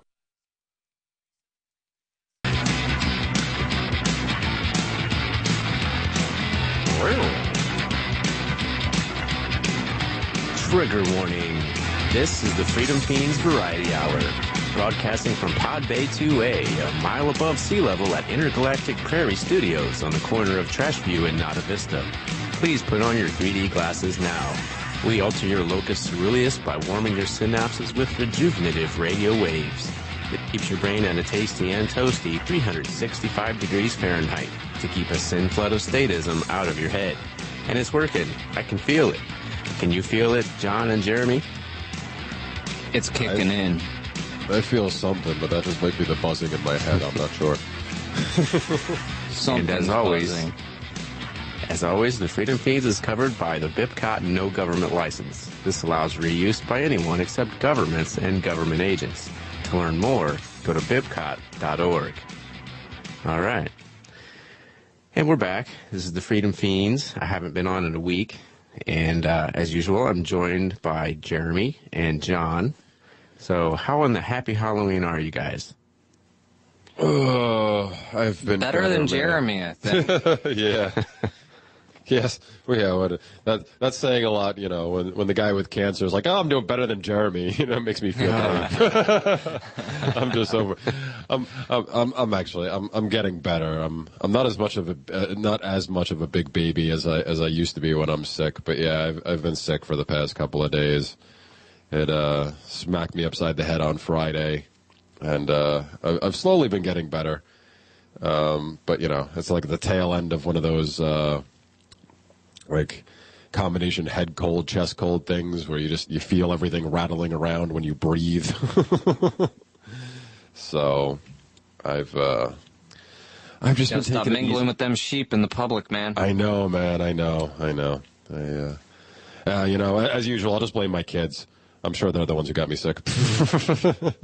It's usually them. They are the carriers. Yeah, but yeah, it's all right. I'm like I said, I'm getting better. And as I was telling you guys before we started the show, I spent most of the day on my couch watching the Star Wars Clone Wars animated series, which is actually really good. And I'm very disappointed in myself for not have watched it until now, since it started way back in 2008. But that kept my mind off things for the day, so that was nice. Yeah, there were a lot of things to keep your mind off of too. Yeah, it's it's been another one of those crazy days, right? Stories popping up all over the place. One big story, I guess, dominating the headlines. Unfortunately, and nobody reporting anything that makes any sense about it, as usual. Oh, of course, yeah. So, and of course, we're talking about the shooting in Texas in the church. I guess it was early this morning, somewhere around 11 o'clock, 12 o'clock, somewhere around there today. And yeah, I mean, it's horrible. I think the last report I saw there was 26 dead, I think, and a whole bunch of other people wounded. And of course, the left is immediately out there screaming for gun control. The right's out there screaming that this was Antifa, although exactly, or a lot ISIS or whatever. Yeah, a lot of my friends included in this. Although I haven't been able to find any corroboration that this guy actually was from Antifa. I saw multiple people sharing something with a picture of him next to a picture of the Antifa flag, and then I saw a whole slew of other people going, "Yeah, that's completely photoshopped. It wasn't there on his page at all."